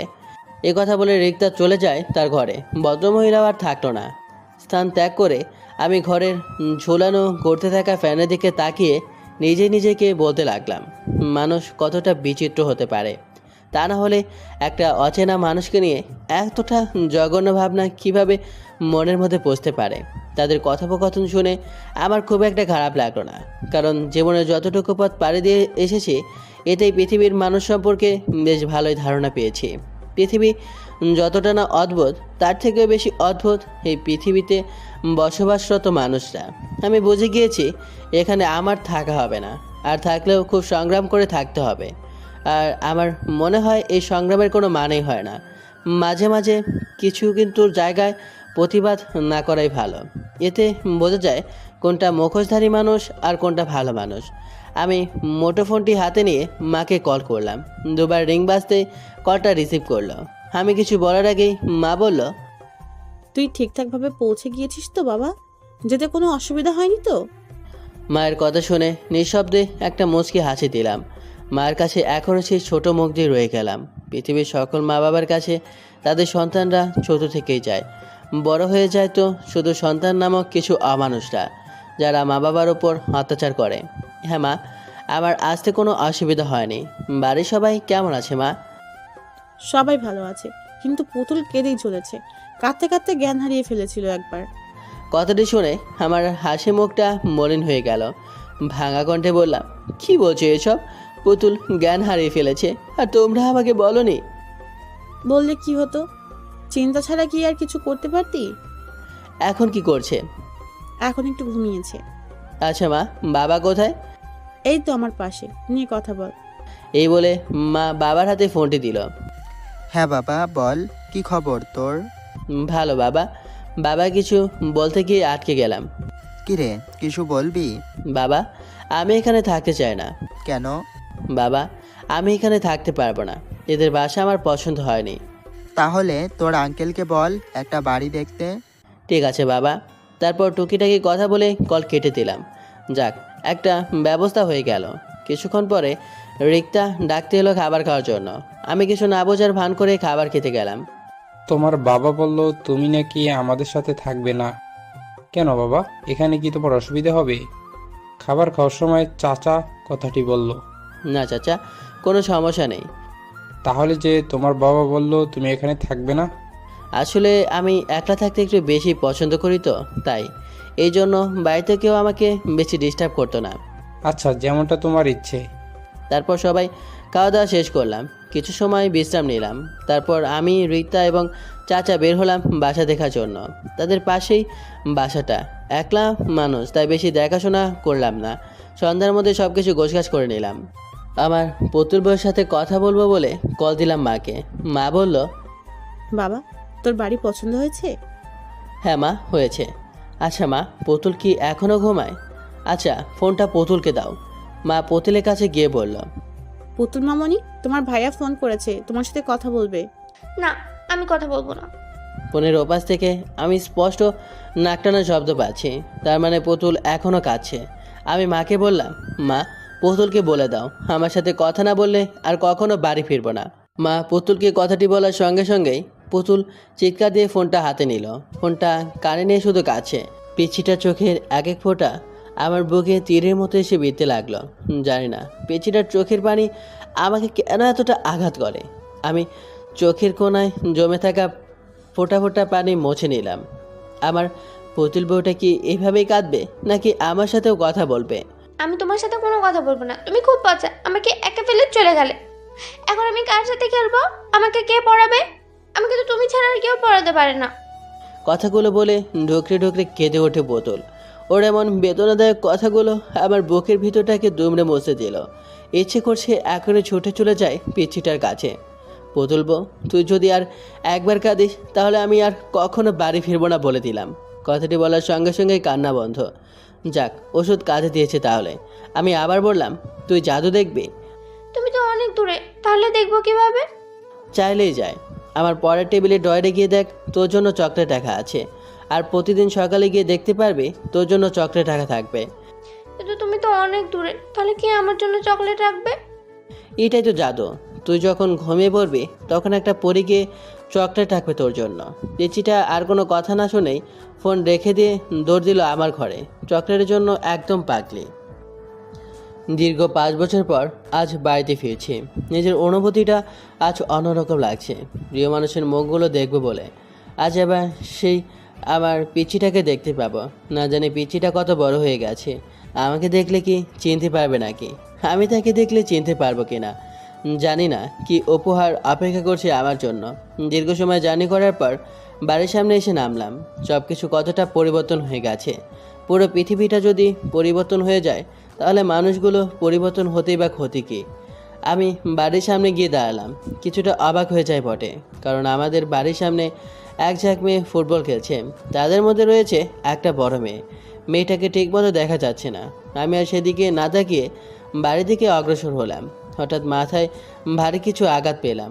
মাথাটা ভনভন করে ঘুরতে লাগলো। পেছনে ঘুরে দেখি বড় মেয়েটি দৌড়ে আসে আমার দিকে ফুটবল নেওয়ার জন্য। তার মানে এই মেয়েটা কাজ এটা। ভারী বজ্জাত মেয়ে তো, চেনা নেই জানা নেই, হুট করে একজন অপরিচিত মানুষকে বল দিয়ে আঘাত করলো। মেয়েটি আমার সামনে এসে বল করিয়ে নেওয়ার পরে আমার দিকে তাকালো। আমি কিছু বলতে যাব তার আগে মেয়েটি আমাকে জড়িয়ে ধরলো। আচমকা এমন ঘটনা ঘটার জন্য মোটেও প্রস্তুত ছিলাম না। মেয়েটি হঠাৎ আমাকে জড়িয়ে ধরলো কেন? কে এই মেয়েটি? এসব নানান চিন্তা মাথায় ঘুরপাক খেতে লাগলো। ইতিমধ্যে আমার পুরো শরীরটা অবশ্যই যেতে শুরু করে। মনে হচ্ছে অনেক পুরনো কিছুর সঙ্গে আমার সংঘর্ষ রয়েছে, যার জন্য মনের ভিতর অজানা শিহরণ বয়ে যাচ্ছে। হঠাৎ আমার বুকের ভেতরটা ভেজা অনুভব করলাম। মনে হচ্ছে মেয়েটি কাছে, কিন্তু কেন কাছে? সব কিছু আমার অজানা। এগুলোকে জানবার খুব ইচ্ছে জাগছে মনে। এতক্ষণে হোশ এলো আমার। আমি মেয়েটির মাথা আবার বুক থেকে তুলে দেখলাম মেয়েটির চোখ ঝোড়া আবছা লাল হয়ে গেছে। আমি কণ্ঠে জোরে নে বললাম, হে কি, আপনি কাছেন কেন? কি হয়েছে আপনার? মেয়েটি আমার কথা শুনে মনে হয় অনেকটা অবাক হলো মনে হচ্ছে। আমিও ভাবতে লাগলাম এতটা অবাক হওয়ার কারণ। মেয়েটি কপট রেগে কোমরে 2 হাত রেখে বলল, তুমি আমাকে চিনতে পারোনি? আমাকে তুমি করে সম্বোধন করায় অনেকটা অবাক হলাম আমি। আমাকে কিছু বলার সুযোগ না দিয়ে আবার সে বলল, আচ্ছা তোমাকে দেখাবো মজা। এই বলে ফুটবল রেখে আমাদের বাড়ির ভেতরে চলে গেল। আমি আরও বেশি অবাক হলাম মেয়েটির এমন হুটহাট কার্যক্রম দেখে। মেয়েটি আমাকে জড়িয়ে ধরলই বা কেন? কাঁদলই বা কেন? আর আমাদের বাড়ির ভিতরেই বা গেল কেন? সব কিছু আমার মাথাকে ঘুরিয়ে দিয়েছে। হয়তো আমাদের পরিচিত কেউ হবে, তাই এমন আচরণ করছে। কিন্তু আমার পুতুল বউটাকে দেখতে না পেরে মনটা নিমেষেই খারাপ হয়ে গেল, যার জন্য মনটা সবসময় ছটফট করে। এখনও তার দেখাই মিল না। এসব চিন্তা বাদ দিয়ে বাড়িতে সামনে এসে কলিং বেল বাজালাম। কয়েক মুহূর্ত পর ছোটো মা এসে দরজা খুলে দিল। আমাকে দেখার সঙ্গে সঙ্গে ছোটো মা চোখের পানি গড়িয়ে এলো। কলিজা বলে চিৎকার দিয়ে আমাকে জড়িয়ে ধরে কাঁদতে লাগলো। হয়তো এটা খুশির কান্না। এ কান্না থামতেই নেই। কলিজা শব্দটি শুনে ঘরে থাকা আমার জননীও এক প্রকার দৌড়ে চড়ে এলো। ছোটো মা আমার কপালে গালে চুমু দিয়ে ভরে দিল। এবার মা আমাকে দেখে যেন অযথারায় চোখের পানি ফেলতে লাগলো। আমি বুঝি না মায়েরা কেন এমন হয়। সন্তানকে বহুদিন পর দেখলেই কেন কাঁদে, আর দূরে কোথাও গেলে কেন কাঁদে। আমাকে দেখে মা একদম বরফ হয়ে গেছে। আমি একটু এগিয়ে গিয়ে মাকে পরম মমতায় জড়িয়ে ধরলাম। মা এবার হামা করে কাঁদতে লাগলো। আমি বুঝতে পারছি মায়ের কান্না থামাবো কি না। আমি মায়ের চোখের পানি মুছে দিয়ে ভাঙা কণ্ঠে জড়িয়ে নে বললাম, মা, আমি কি তোমাদের চোখের পানি দেখার জন্য এতদূর ছুটে এলাম, নাকি তোমাদের মুখে পূর্ণিমার হাসি দেখার জন্য এসেছি? মা বুঝতে পারলো আমার কথায় অভিমান মিশ্রিত রয়েছে, আর আমার অভিমান খুব সহজে ভাঙানোর নয়, সেটা মা খুব ভালো করেই জানে। তাই চোখের পানি মুছে আমার কপালে একটা ভালোবাসার পরশ দিয়ে বলল, তুই আসবি এটা আমাদের বলিসনি কেন? একেবারে যেহেতু চলে এসেছি তাই ভাবলাম সারপ্রাইজ দেব। তুই এমন এমন সারপ্রাইজ দিস, মানুষের হার্ট অ্যাটাক হওয়ার মতো সারপ্রাইজ। বেশ ভারী কণ্ঠে কথাটি বলল আমার জননী। উফ মা, এসব ফালতু কথা আমার জন্য একদম পছন্দ না। আচ্ছা ঠিক আছে, আর বলবো না। নিজের মাকে পেয়ে আমাকে ভুলেই গিয়েছিস। আমি কে যে আমাকে মনে হবে? পেছন থেকে অতি জোরালো অভিমানী কণ্ঠে ছোট মা বলল। আমি এবার মাকে ছেড়ে ছোটো মাকে গিয়ে জড়িয়ে ধরি। ছোটো মার কপালে শব্দ করে ছোট একটা চুমু খাই। আমি জানি ছোটো মা আমার উপর বেশিক্ষণ রাগ বা অভিমান করে থাকতে পারবে না। ছোটো মার কাঁধে আমার দুই কাঁধ পেঁচিয়ে বললাম, তোমরা দুই মা মিলে আমার দুটো পৃথিবী। তোমাদের কাউকে আমি আলাদা চোখে দেখি না। মাকে যতটা ভালোবাসি তোমাকেও ঠিক ততটাই ভালোবাসি। তোমাদের দুই মায়ের মাঝে আমি কোনো বৈষম্য রাখি না।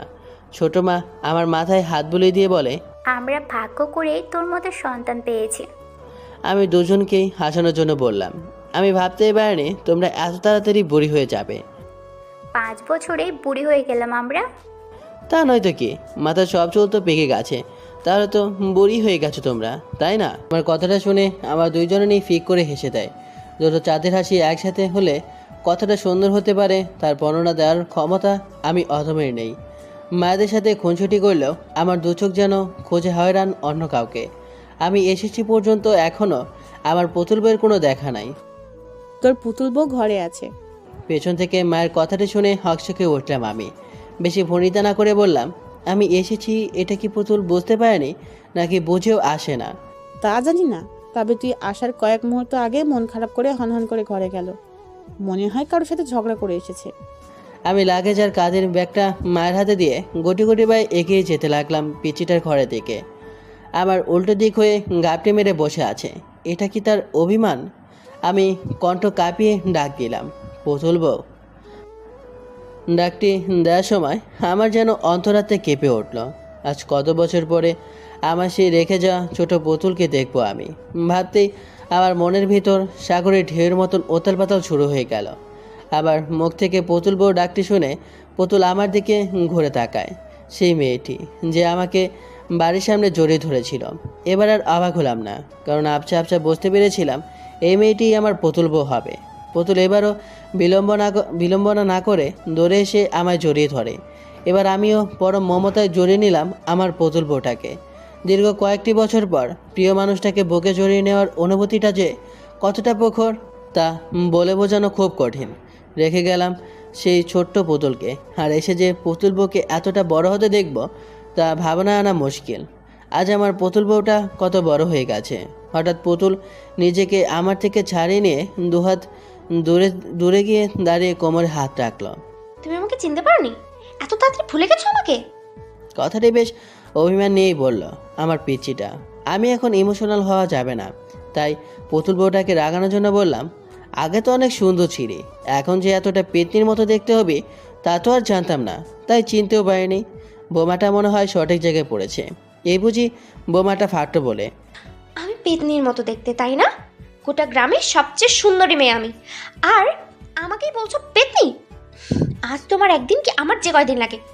এই বলে পাশে টেবিলে থাকা স্টিলের স্কেল দিয়ে আমাকে ধাওয়া করতে লাগলো মারার জন্য। পুরো বাড়ি ছুটে চলেছি আমরা। সত্যি এতদিন পরে পুতুলের রাগ ভাঙাতে পেরে অনেকটা ভালো লাগা কাজ করছে আমার মনে। আমাদের এমন ছেলে মানুষ দেখে ছোটো মা মাকে বলে, এতদিন বাড়িটা যেন প্রাণহীন ছিল, আজ আমাদের খোকা আসার সাথে সাথেই বাড়িটা প্রাণ ফিরে পেল। ছোটো মার কথা শুনে মা একটা তৃপ্তির হাসি দিয়ে বলল, ঠিক বলেছিস ছোট, একমাত্র ছেলে মেয়ে দুটোই আমাদের বাড়ির প্রাণ। ওদের ছাড়া বাড়িটা একেবারেই নিষ্প্রাণ। ছেলেটা হুট করে এসে আমাদের চমকে দিল, আর দুজন একসাথে হয়েই কেমন খুনসুটি ও দুষ্টুমিতে মেতে উঠলো। পেচিটা ধরে নিখে আমি হাঁপিয়ে গেলাম, কিন্তু পেচির হাঁপিয়ে যাওয়ার কোনো নামগন্ধ নেই। মাত্র একটা সময় না পেরে আমি সোফায় ধপ করে বসে পড়লাম। এই সুযোগে পুতুলও কয়েকটা বসিয়ে দিল আমার শরীরে। পুতুলের মান অভিমান ভাঙিয়ে নিজের ঘরে গেলাম ফ্রেশ হওয়ার জন্য। ঘরে গিয়েও অবাক হতে হলো আমাকে, কেননা যেমন পরিষ্কার ঘর রেখে গিয়েছিলাম ঠিক তেমনই আছে।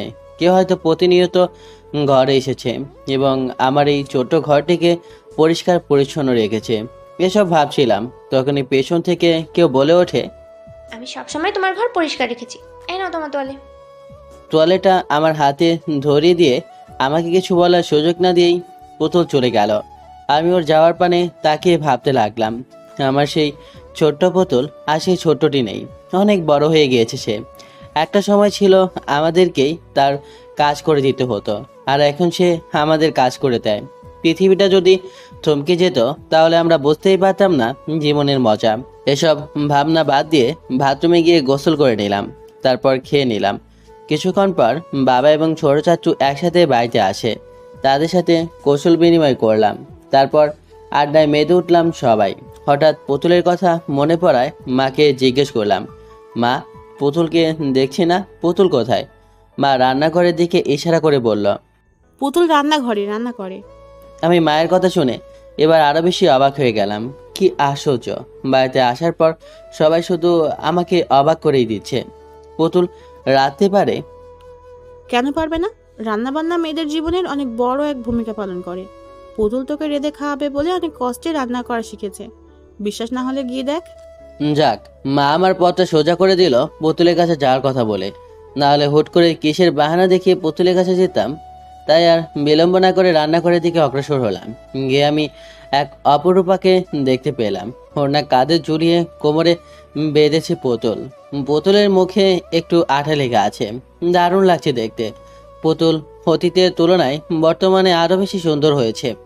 লম্বা কালো চুল, হরিণের মতো টানা টানা চোখ, নাক হালকা উঁচু, ঠোঁট দুটো বড় বড়, চুলগুলো হাঁটুর নিচে। পুতুলের চুল ছোটবেলা থেকেই বড়।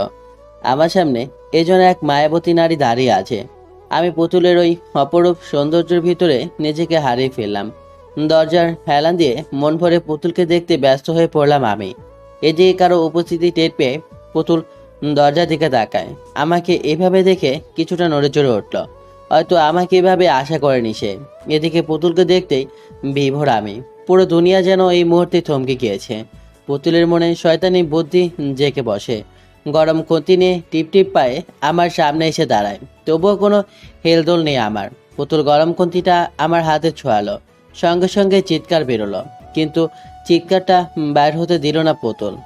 তার আগে আর ওই নমনীয় কোমল হাত দিয়ে আমার মুখটা চেপে ধরে। পুতুল একদম আমার শরীরের সাথে লেপটে গেছে।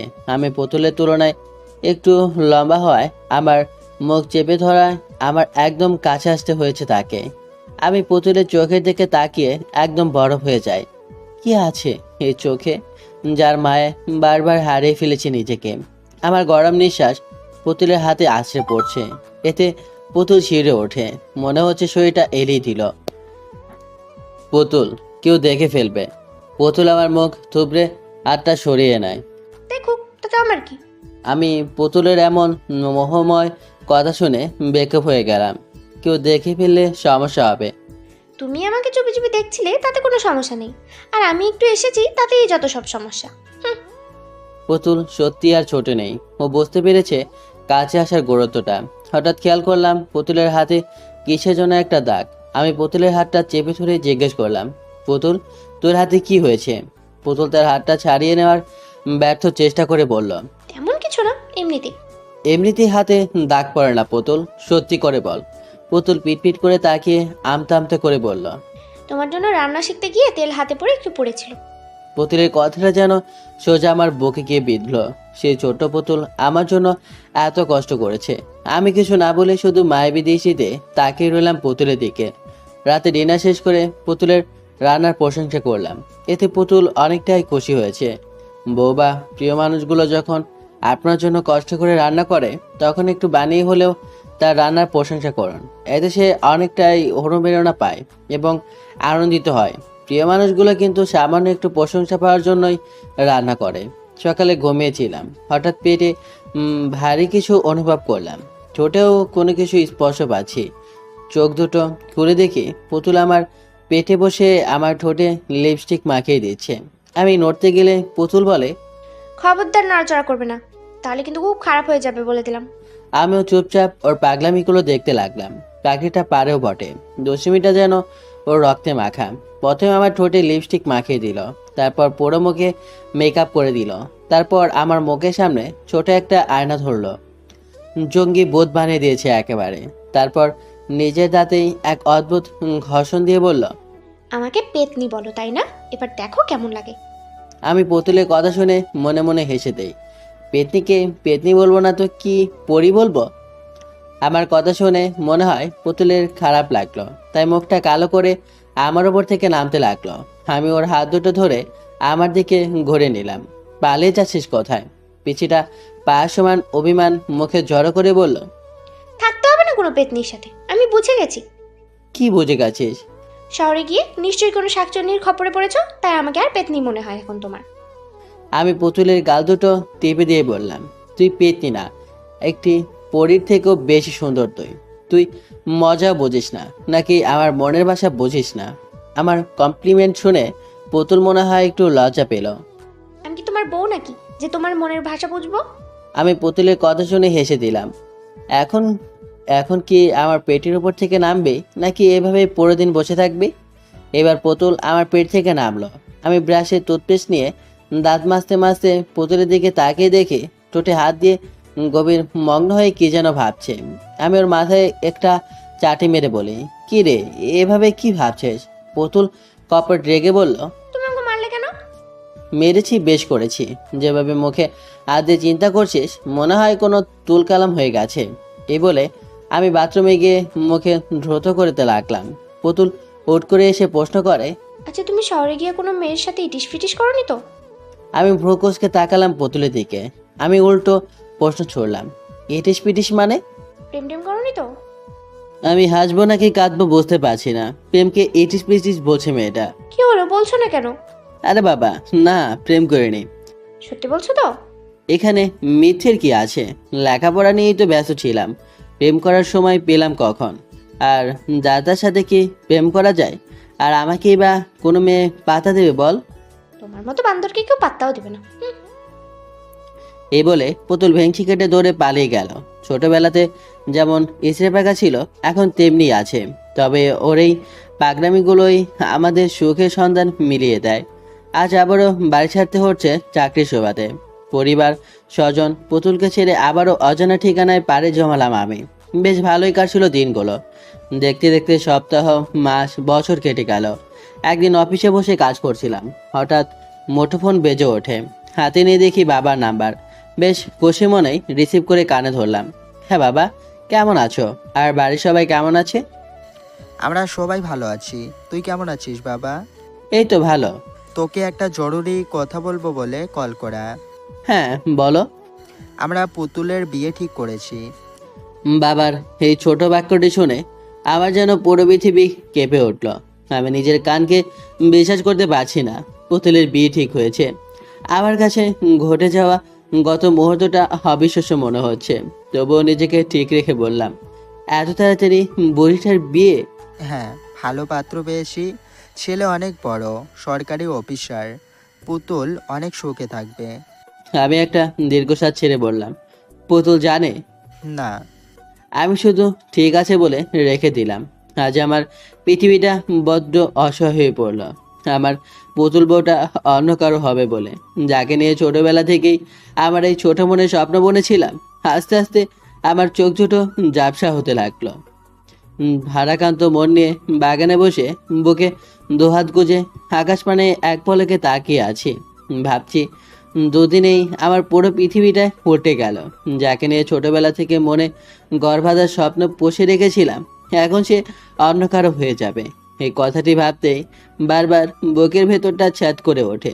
না পারছি নিজেকে সামাল দিতে, না পারছি নিজের অশান্ত মনকে শান্ত করতে, আর না পারছি পরিবারকে কিছু বলতে। কারণ আমি বা পুতুল ছোটবেলা থেকে বাবার কথায় অনড় ছিলাম। কখনো বাবার কথার উপরে কথা বলিনি। এখনো সেই সাহসটা জোগাতে পারেনি পুতুলকে হারিয়ে ফেলবো। এই কথাটি ভাবতেই বুকের ভেতর ধুবড়ে মুচড়ে একাকার হয়ে যায়। যার সাথে জীবনের পুরোটা সময় জুড়ে হেসে খেলে পার করলাম, সেই কিনা অন্যের ঘরের বউ হতে চলেছে। চোখের কোণে কখন পানি এসে বাসা বেঁধেছে টেরই পেলাম না। হঠাৎ পেছনে কারো উপস্থিতি টের পেলাম।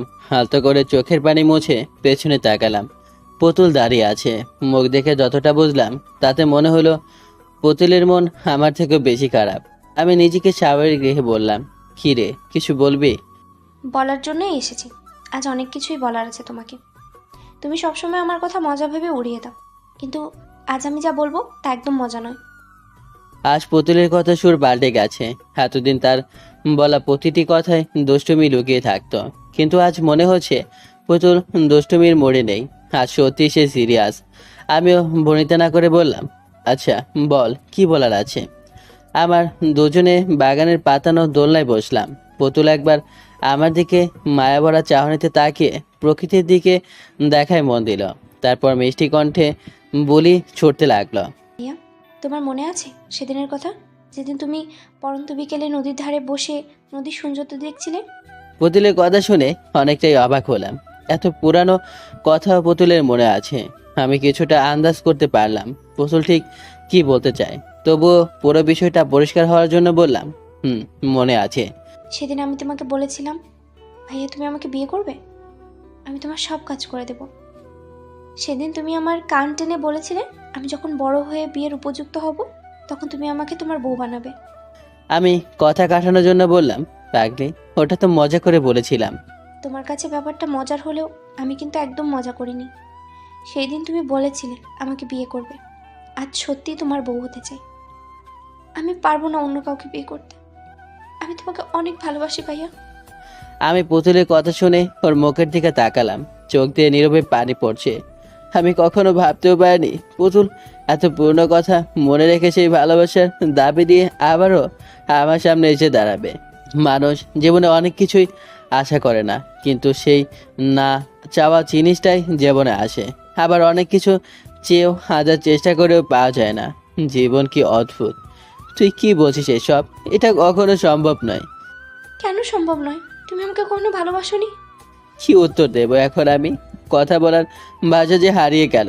আমিও যে তোকে নিজে থেকে বেশি ভালোবাসি, কিন্তু পরিবার আর সমাজের জন্য ভালোবাসাটাকে প্রকাশ করতে পারছি না। আমি নিশ্চুপ থাকায় পুতুল হয়তো ভেবে নিয়েছে আমি সত্যি তাকে ভালোবাসি না, তাই আবার বলতে থাকে, তুমি যদি সত্যি আমাকে ভালো না বাসো তাহলে কেন এত কেয়ার করো আমার? কেউ আমাকে মারলে তুমি কেন এতটা রাগ করতে? আমি না খেলে তুমিও কেন খাওয়া বন্ধ রাখতে? আমার সামান্য একটু কষ্ট হলে তুমি কেন এত কষ্ট পেতে? আমি না খেয়ে ঘুমালে তুমিও কেন না খেয়ে ঘুমাতে? উত্তর দাও। নাকি এগুলো সব মিথ্যে অভিনয়? আমাকে ভালো না বাসলে কেন সবসময় আমাকে সবার থেকে বেশি প্রাধান্য দিয়েছো তুমি? কেন দিনের পর দিন আমার এত অত্যাচার সহ্য করেছো? তুমি কি কখনোই আমাকে ভালোবাসোনি? নাকি আমি শুধুই তোমার চাচাতো বোন? পুতুলের কথা ধারালো তীরের মতো আবার বুকে বিঁধতে লাগলো। এতটা প্রখর তার কথার বলি, সেদিনে সেই পিচিটা আমাকে এতটা ভালোবাসবে তা আমার ভাবনার বাইরে। আমি পুতুলকে সান্ত্বনা দেওয়ার জন্য বললাম, দেখ পুতুল, এখানে আমাদের ভালোবাসার কোনো মূল্য নেই, আর আমি তোকে ভালোবাসলেও এর কোনো ফায়দা নেই, কারণ আমাদের সম্পর্ক আমাদের পরিবার এবং সমাজ কেউই মানবে না। তুই এই বিয়েতে রাজি হয়ে যা, দেখবি অনেক সুখী হবি। আমার কথা শুনে পুতুল মিছে একটা হাসি দিল ঠোঁট বাঁকিয়ে। আমি বুঝলাম না আমি হাসির কি বললাম। যেই মানুষটা অন্যায়ের বিরুদ্ধে সবসময় রুখে দাঁড়ায় আজ সেই বিয়া রয়ে গেছে। আরে তুমি কোন সমাজের কথা বলছো? হ্যাঁ, যেই সমাজের মানুষের কষ্টে প্রাণ খুলে হাসে। আমি তো তোমাকে ভালোবাসি। আর একটা মানুষ কখন কাউকে ভালোবাসে জানো? যখন সে কারো কাছে নিজের সুখ খুঁজে পায়, ঠিক তখনই তাকে ভালোবাসে। আমি তোমাকে ভালোবাসি, তাই তোমার কাছেই সুখে থাকবো। তুমি কেন বুঝতে পারছো না? আমার ভালো থাকার চাবিকাঠি যে তুমি, নাকি বুঝেও অবুঝের মতো ভান করছো? আর বাকি রইল সমাজের কথা। আচ্ছা, ধরে নিলাম আমি এই সরকারি অফিসারকে বিয়ে করেছি, কিন্তু আমি ভালোবাসি তোমাকে। পরিবারের চাপে যখন তাকে বিয়ে করলেও আমার মন তো তোমাকে ঘিরেই থাকবে। আমি তো তার কাছে ভালো থাকবো না? আর যখন তোমাকে না পাওয়ার যন্ত্রণায় কোনো এক ঘরের কর্নারে বসে নীরবে চোখের পানি ফেলবো, তখন কি তোমার এই সমাজ আমাকে সান্ত্বনা দেওয়ার জন্য আমার পাশে এসে দাঁড়াবে? নাকি যখন স্বামীর হাতে নিপীড়ন হয়ে মৃত্যু যন্ত্রণায় ছটপট করব, তখন তোমার সমাজ আমাকে বাঁচাবে? পুতুলের কথা শুনে আমার মাথা ঝিমঝিম করতে লাগলো। কোনো কলকিনারা না পেয়ে সজোরে একটা থাপ্পড় বসিয়ে দিলাম পুতুলের কোমল গালে। আমি পুতুলের সামান্য কষ্টের কথা চিন্তা করতে পারি না, হাসে মৃত্যুর কথা বলছে। পুতুল আমার থাপ্পড় খেয়ে গালে হাত দিয়ে কাঁদতে লাগলো। তুমি যাই বলো না কেন, আমি তোমাকে ছাড়া বাঁচবো না। আর যদি অন্য কাউকে বিয়ে করতে হয় তাহলে বিয়ের দিনই অনেক বড় দুর্ঘটনা ঘটাবো। এই বলে কাঁদতে কাঁদতে দৌড়ে চলে গেল। আমি ভাবতে লাগলাম কি করা যায়। কোনো কিছু না ভেবেই বাবার কাছে গেলাম। বাবা ঘরে বসে পেপার পড়ছে। আমি বাবার পাশে গিয়ে বসলাম। বাবা, তোমার সাথে কিছু কথা ছিল। হ্যাঁ বল, কি বলবি? বাবা, এই বিয়েটা কি বন্ধ করা যায় না? কি বলিস এসব? তোর মাথা ঠিক আছে? হ্যাঁ বাবা, আমি বুঝে শুনেই বলছি। সরকারি অফিসার দেখে বিয়ে দিয়ে দিচ্ছ। একবার ভাবছো না পুতুল সেখানে সুখী হবে কিনা? একবারও দেখলে না ছেলেটা কেমন? কথাটা তুমি একদম ভুল বললে বাবা। আজকাল অর্থ মানুষকে সুখ দিতে পারে না, টাকা মানুষকে শান্তি দেয় কিন্তু স্বস্তি দেয় না। মস্ত বড় অফিসার বলেই সে ছেলেটা ভালো হবে এমনটা কিন্তু মোটেও নয়। আজকাল টাকাওয়ালা মানুষরাই বইয়ের ওপর অত্যাচার করে বেশি। বাবা আমার কথায় কপট রেগে গেল, ভাবছে আমি তাকে জ্ঞান দিচ্ছি, কিন্তু বাবা এটা বুঝতে পারছে না যে সে নির্বোধের মতো কাজ করছে। তুই আমাকে মানুষ শেখাতে আসিস না। কোনটা ভালো আর কোনটা মন্দ তা আমি বুঝি। আমি তোর সাথে এ বিষয়ে আর কোনো কথা বলতে চাই না। আমি হতাশ হয়ে স্থান ত্যাগ করলাম। আর কী বা করতে পারি? বাবা তো আমাকে অপমান করলো বলা চলে। বাবা পুতুলের সুখের কথা ভেবে অন্ধ হয়ে গেছে। আজ পুতুলের বিয়ে, বধূ সেজে বসে আছে আর বাকি সবাই বিয়ে বাড়িতে কাজে ব্যস্ত। কত মানুষের আনাগোনা, সবার মনে শান্তি আছে, কিন্তু দুটো মানুষের মনে শান্তি ছিটে ফোটাও নেই পর্যন্ত। আমাকে মনে হয় যে কতটা ঝড় বয়ে যাচ্ছে সেটা আমার মন প্রাণ জানে। লাল বেনারসিতে সৌন্দর্যটা দ্বিগুণ হয়েছে, একদম পুতুলের মতো লাগছে দেখতে। আমি দূর থেকে এক পলক তাকিয়ে আসি তার দিকে। কাজে বিয়ে পড়ানো শুরু করলো। প্রথমে ছেলেটি কবুল বলল, এবার পুতুলে পালা। এদিকে আমার মনে তোলপাড় শুরু হয়ে গেছে, কোনোভাবেই মনকে শান্ত করতে পারছি না। তবে কি আমি চিরতরে হারিয়ে ফেললাম আমার পুতুল বউটাকে, যার সাথে কেটেছে আমার শৈশব, যার কষ্টে আমি কষ্ট পাই। এখন আর কেউ আমাকে মারার জন্য আমার পেছু চড়বে না, আর না কেউ মিষ্টি কণ্ঠে বলবে, ভাইয়া আমি তোমার বউ হতে চাই। কাজী যখন এই পুতুলকে কবুল বলতে বলল, ঠিক তখনই পুতুল বিয়ের মঞ্চে লুটিয়ে পড়ে। এটা দেখে আমি বরফে পরিণত হই, কারণ পুতুল সেদিন আমাকে বলেছিল আমাকে না পেলেও ও কোনো দুর্ঘটনা ঘটাবে। পুতুল হাত, আমি থপ করে বসে বললাম, পুতুল এটা কি করলো? সবাই পুতুলের অজ্ঞান হওয়া দেখে পাগল পাড়া। ছোট মা চিৎকার দিয়ে পুতুলের কাছে যায়। ইতিমধ্যে পুতুলের মুখ দিয়ে ফেনা বের হতে শুরু করলো। এটা দেখে আমি যেন নিষ্প্রাণ হয়ে গেলাম। এই বুঝি আমার প্রাণ পাখিটা উড়ে গেল। বুকের ভেতর চিরচির করে ব্যথা হতে লাগলো। তবে কি অচিরে সব শেষ হয়ে গেল, নাকি অসমাপ্তই রয়ে গেল আমার ভালোবাসা? বিয়ে বাড়িতে কোণে বেশ খেয়েছে, ব্যাপারটা যেন অবিশ্বাস্য। বাবা মা, ছোট মা এবং চাচু পাগলের মতো কাঁদতে শুরু করলো। এখন আমি নিজেকে সামলাবো নাকি বাকি সবাইকে? আর বরপক্ষ দাঁড়িয়ে দাঁড়িয়ে তামাশা দেখছে শুধু। আমি গুটি গুটি পায়ে পুতুলের পাশে গিয়ে দাঁড়ালাম। হঠাৎ বাবা খেয়াল করলো পুতুলের হাতে একটা কাগজ, সম্ভবত কোনো চিঠি হবে হয়তো। বাবা পুতুলের হাত থেকে চিঠিটা নিয়ে যেই না খুলতে যাবে, তখনই আমি পুতুলকে কোলে নিয়ে ছুটতে লাগলাম হাসপাতালের উদ্দেশ্যে। আমি থাকতে আমার পুতুল বউয়ের কিছু হতে পারে না। আমি বিশ্বাস করি আমার পুতুল বউ আমাকে ছেড়ে একা যেতে পারে না। আমার পিছু পিছু বাকি সবাই ছুটতে লাগলো। কোনো রকম একটা ট্যাক্সি নিয়ে হাসপাতালে গেলাম। পুতুলকে ওটিতে নেওয়া হলো। ডক্টর আর কয়েকটা নার্স ওটিতে গেল। কিছু সময় পরে ডক্টরের মাথা ঘুরতে লাগলো, ভাবছে এটা কেমন রোগী। ডক্টর কোনো কিছু বুঝতে না পেরে মাথা চুলকাতে শুরু করে। এটা দেখে নার্স জিজ্ঞেস করে, স্যার আপনি ঠিক আছেন তো? কোনো সমস্যা? ডক্টর এবার ঠোঁট চুলকাতে শুরু করে বলল, সমস্যা আমার মাথায় নাকি রোগীর পেটে সেটাই তো বুঝতে পারছি না। এটা রোগী নাকি অন্য কিছু? ডক্টরের কথা শুনে নার্স তাজ্জব বনে চলে গেল। নার্স মনে মনে ভাবছে এটা পাবনা ফেরত ডাক্তার নাকি পশু ডাক্তার, একটা সিরিয়াস রোগীকে শুয়ে রেখে আবল তাবল বকছে। নার্সটা হালকা ঝাঁঝালো কণ্ঠে বলল, স্যার রোগীর পেটে তো অবশ্যই সমস্যা আছে, কারণ তার পেটে বিষ আছে। নার্সের কথা শুনে ডক্টর তার চোখের চশমাটা নাকের ডগায় নামিয়ে ব্রোকোসকে বাঁকা চোখে নার্সের দিকে তাকিয়ে বলল, আরে কোথায় বিষ? কিসের বিষ? কেমন বিষ? ডক্টরের এমন প্রলাপ বাক্য শুনে নার্সের জ্ঞান হারাবার মতো অবস্থা। এটা লেখাপড়া করা ডাক্তার নাকি হাতুড়ি থেরাপি দেওয়া ডক্টর? বেটার বড় বয়সে ডাক্তারি ভুলে গেল নাকি? মনের মনে কথাগুলো ভাবলো নার্স। আরে স্যার রোগীর পেটে বিষ, আর আপনি বিষ খুঁজে বেড়াচ্ছেন? বিশ্বাস করেন ভাই, এমন ডাক্তারের কাছে সুস্থ মানুষ গেলেও কোমায় চলে যাবে। আরে রোগীর পেটে কোনো বিষ টিস নেই, সে তো দিব্যি শ্বাস নিচ্ছে। এবার নার্সের মনে ভয় ঢুকে গেল, রোগী ভূতটুত নয় তো? ভয় চোটে নার্সটা তোতলাতে শুরু করলো। স্যার স্যার স্যার নার্সের মুখে স্যার শব্দটি শুনে এবার ডক্টরের চোখ টেরা হয়ে গেল। কি স্যা করছো? স্যার তাহলে ওর মুখে কিসের ফেনা? টুথপেস্টের ফেনা, রোগীর তো কিছুই হয়নি। কিছু যখন হয়নি তাহলে আমরা রোগী রোগী করছি কেন? ডক্টর আর নার্স কথা বলছিল, হঠাৎ পেছন থেকে কেউ ডক্টরের হাত টেনে ধরে। এতে ডক্টরের প্যাড ঢিলে হয়ে যায়। অপরদিকে পুতুলকে ওটিতে নেওয়ার পরে বাবা পুতুলের হাতে থাকা চিঠিটা খুলে পড়তে লাগলো। পড়ার পরে ধপ করে বসে পড়ে চেয়ারে। এটা দেখে বাকি সবাই উত্তেজিত হয়ে বাবাকে সামলায়। চাচু বাবাকে জিজ্ঞেস করে, কি লেখা আছে ওতে ভাইয়া? বাবা চিঠিটা চাচুর হাতে দেয়। চাচু সেটা জোরে জোরে পড়তে শুরু করলো। প্রিয় বাবা এবং বড় বাবা, তোমরা আমাকে অনেক ভালোবাসো তো আমি জানি, এবং তোমরা সুখের কথা ভেবেই এই বিয়েটা দিচ্ছ। কিন্তু আমি বিয়েতে সুখী হতে পারবো না, কারণ আমি ছোটবেলা থেকে একজনকে প্রাণপণে ভালোবেসেছি। সে আর কেউ নয়, মুগ্ধ ভাইয়া।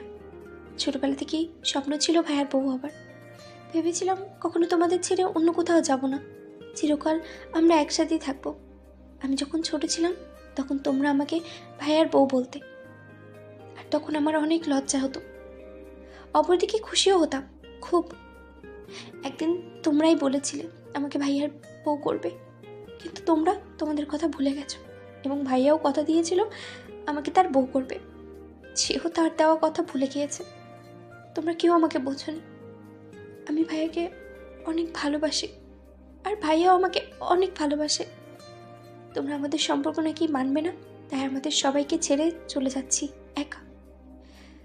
আমি পারবো না ভাইয়াকে ছাড়া বাঁচতে, তাই পাড়ে জানালাম না ফেরার দেশে। ইতি, তোমাদের আদরে দুষ্টু পুতুল। চিঠিটা শুনে আমার মাথা ভনভন করতে শুরু করলো। আমি কখন তাকে বললাম যে আমিও তাকে ভালোবাসি? মেয়েটা মরবে তবুও কাকে শান্তি দেবে না। চিঠিটা শুনে সবাই আমার দিকে কেমন যেন অদ্ভুত দৃষ্টিতে তাকালো। নিজেকে এলিয়েন মনে হচ্ছে। বাবা আমার সামনে এসে জিজ্ঞেস করলো, তোরা একে অপরকে ভালোবাসিস? বাবা বিশ্বাস করো, আমাকে আমার পুরো কথা শেষ করতে না দিয়ে বাবা আবার বলে, তোরা একে অপরকে ভালোবাসিস সেটা আমাদের বলিসনি কেন? আমি কিছু বলতে যাব তখনই ওটি থেকে ডাক্তার এবং নার্স বেরিয়ে আসে। সবাই ডাক্তারের কাছে ছুটে যায়। বাবা ডক্টরকে প্রশ্ন করে, ডক্টর, আমাদের মেয়েটার কি অবস্থা? ও ভালো আছে তো? ডক্টর নাকের ডগা চুলকাতে শুরু করে। এটা দেখে নার্স মনে মনে ভাবে, এই বেটার চুলকানির রোগ আছে নাকি। ডক্টর বলে, ডেঞ্জার কামিং কামিং। ডক্টরের কথা শুনে আমি হা হয়ে তাকিয়ে রইলাম তার থেকে। লেখকা, এটা আবার কোন দেশের ভাষা? আমি ডক্টরের কথা না বুঝে নার্সকে জিজ্ঞেস করলাম, নার্স ডক্টর কি বলল? আমি তো কিছুই বুঝলাম না। এই সুযোগ ডাক্তারকে পচানোর। নার্স দুহাত মুঠো করে বললেন, আসলে উনি এলিয়েন গ্রুপের ডাক্তার, নেপচুন থেকে ডাক্তারি শিখেছেন তো, তাই তার ভাষা কেউ বুঝে না। এই কথা শুনে ডক্টরের কান দিয়ে ধোয়া বেরোচ্ছে। খেপা সারের মতো ফুসতে ফুসতে স্থান ত্যাগ করলো। এদিকে আমার ফিট হওয়ার মতো অবস্থা। কখন না জানি টুস করে জ্ঞানটা চাঁদের দেশে চলে যায়। এটা হসপিটাল নাকি পাগলা গারদ? চাচ্চু আবার নার্সকে জিজ্ঞেস করে, আমার মেয়ে ঠিক আছে তো? আসলে আপনার মেয়ের অবস্থা বেশি ভালো না, আপনারা গিয়ে দেখা করুন।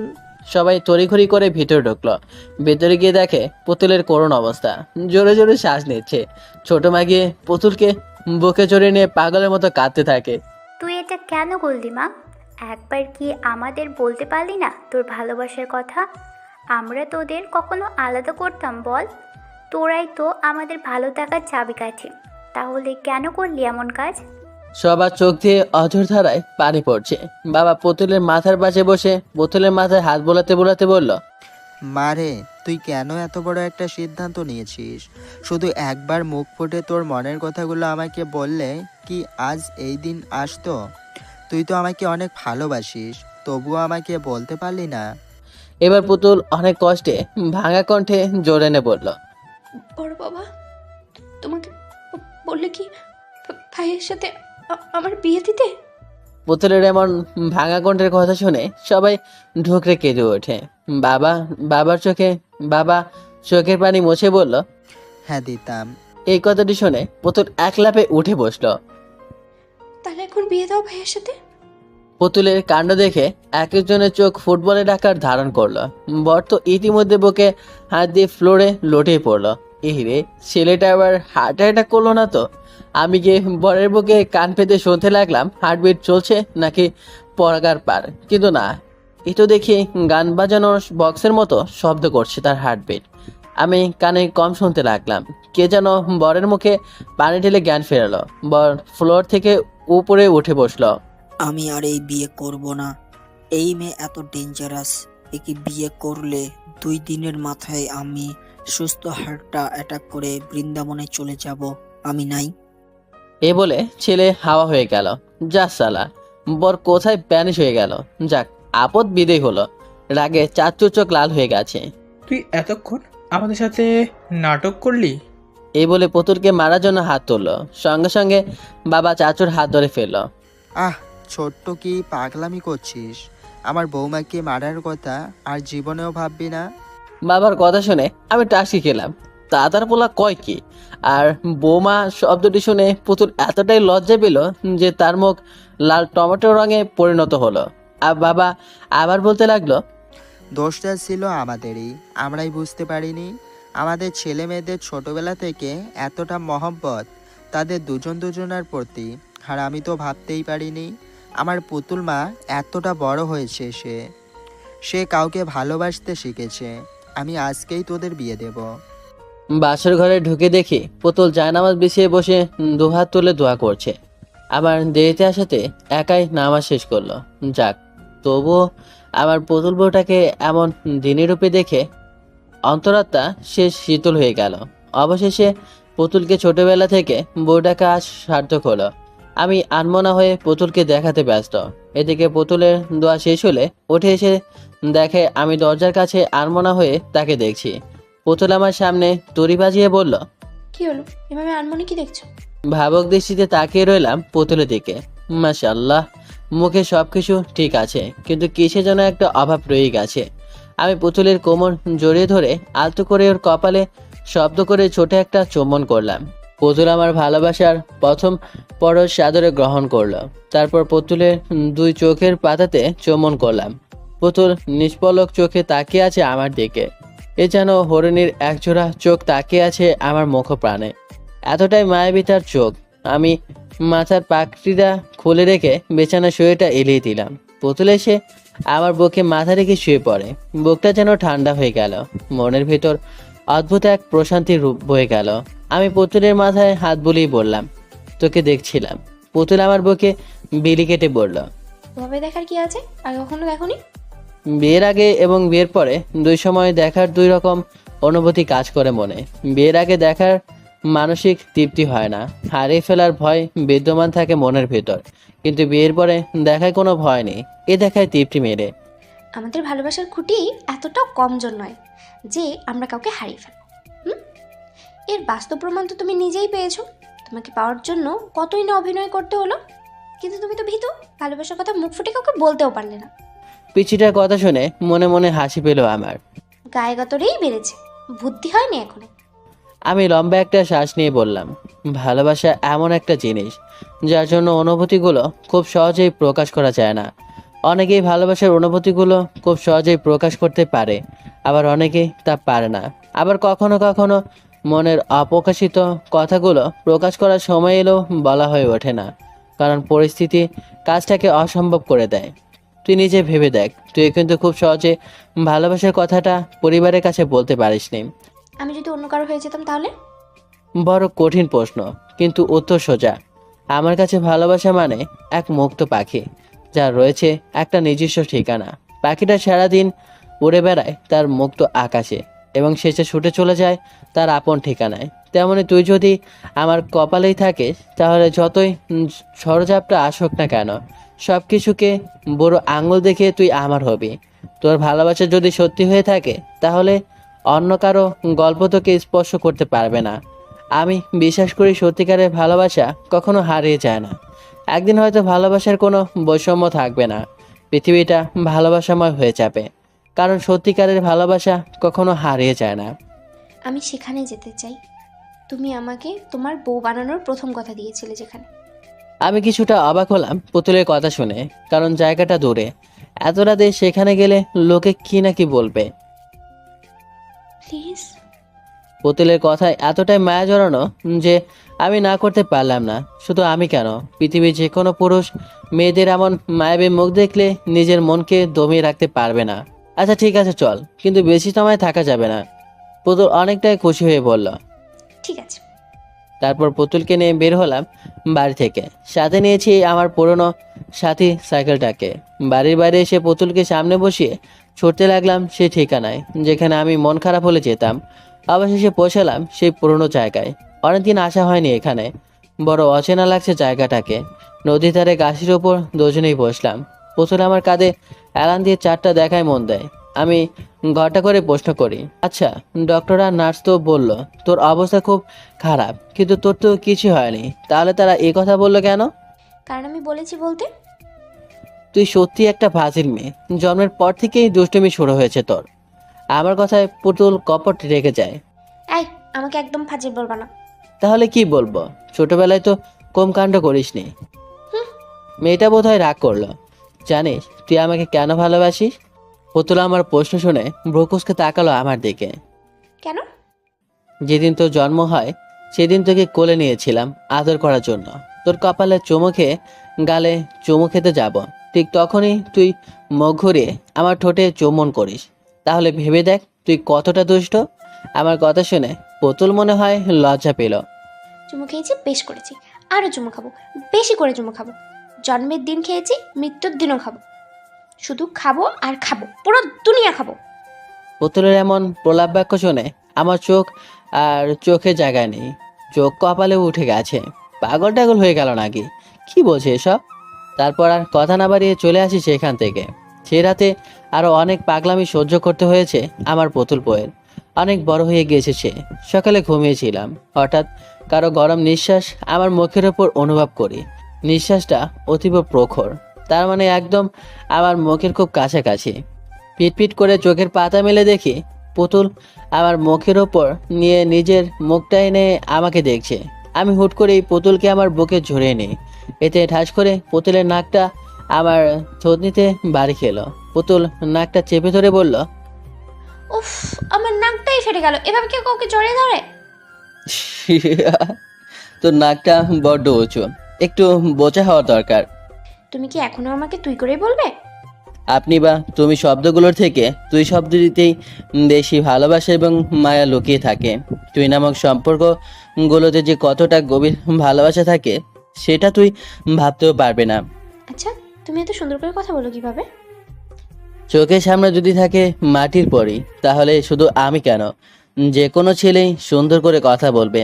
একটা ছেলের মনে লুকিয়ে থাকা ঘুমন্ত কাব্যিক ভাবনাকে জাগ্রত করার জন্য একটা মিষ্টি মেয়ের মায়াবী মুখ এবং লম্বা চুলের এক ফালি চুলই যথেষ্ট।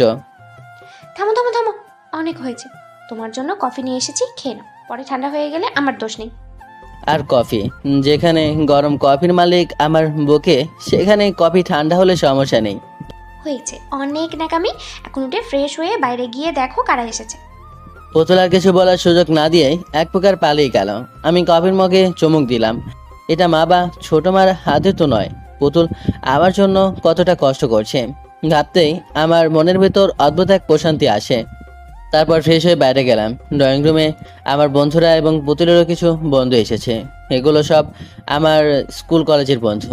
আমি তাদের সামনে যেতেই এক বন্ধু বলল, কিরে চুপি চুপি বিয়ে করে ফেললি আর আমাদের জানালি না পর্যন্ত? এতটা স্বার্থপর রে তুই? আসলে তেমন কিছু না রে ভাই। পুতুলের বিয়ে হওয়ার কথা ছিল অন্য কারোর সাথে, কিন্তু এরপর সব কিছু বলে দিলাম। আচ্ছা চল, বাগানে আজ সারাদিন আড্ডা হবে। আচ্ছা, কিন্তু নাস্তা তো করে নে তোরা। তোর কি মনে হয় আমরা উপোস আছি? আমরা আসার পরেই ভাবি আমাদের পেট পুড়ে খাইয়েছে। বাহ, বউ আমার সুপার ফাস্ট। তারপরে সবাই মিলে বাগানে গেলাম। সবাই গোল হয়ে বসলাম, পুতুলের বান্ধবীদের সঙ্গে আর আমি আমার বন্ধুদের সাথে। আমার এক বন্ধু গান বাজনা করতে অনেক পছন্দ করে, তাই সঙ্গে করে গিটার নিয়ে এসেছে। বেশ কয়েকজন গান গাইলো। এবার সবাই আমাকে গান বলতে বলল। আমি গিটারটা হাতে টুংটাং করে সুর তুলতে লাগলাম। এটুকু বলেই আমি পুতুলের দিকে এক পলক তাকালাম। পুতুল আমাকে একটা মিষ্টি হাসি উপহার দিল।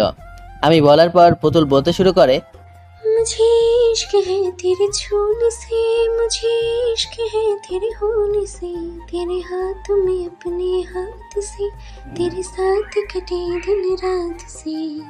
পুতুল বলল, इस कदर तुमसे हमें प्यार हो गया, हद से ज्यादा हद से पार हो गया। গান শেষ হওয়ার পর সবাই করতালি দিচ্ছে। আমি আর পুতুল একে অপরের দিকে নিষ্পলক চোখে তাকিয়ে আছি। অবশেষে আমাদের ছোটবেলার ভালোবাসা আজ পূর্ণতা পেল। আজ খুব চিৎকার করে বলতে ইচ্ছে করছে, আমার পুতুল বউ, ভালোবাসি যে তোকে বড্ড বেশি ভালোবাসি।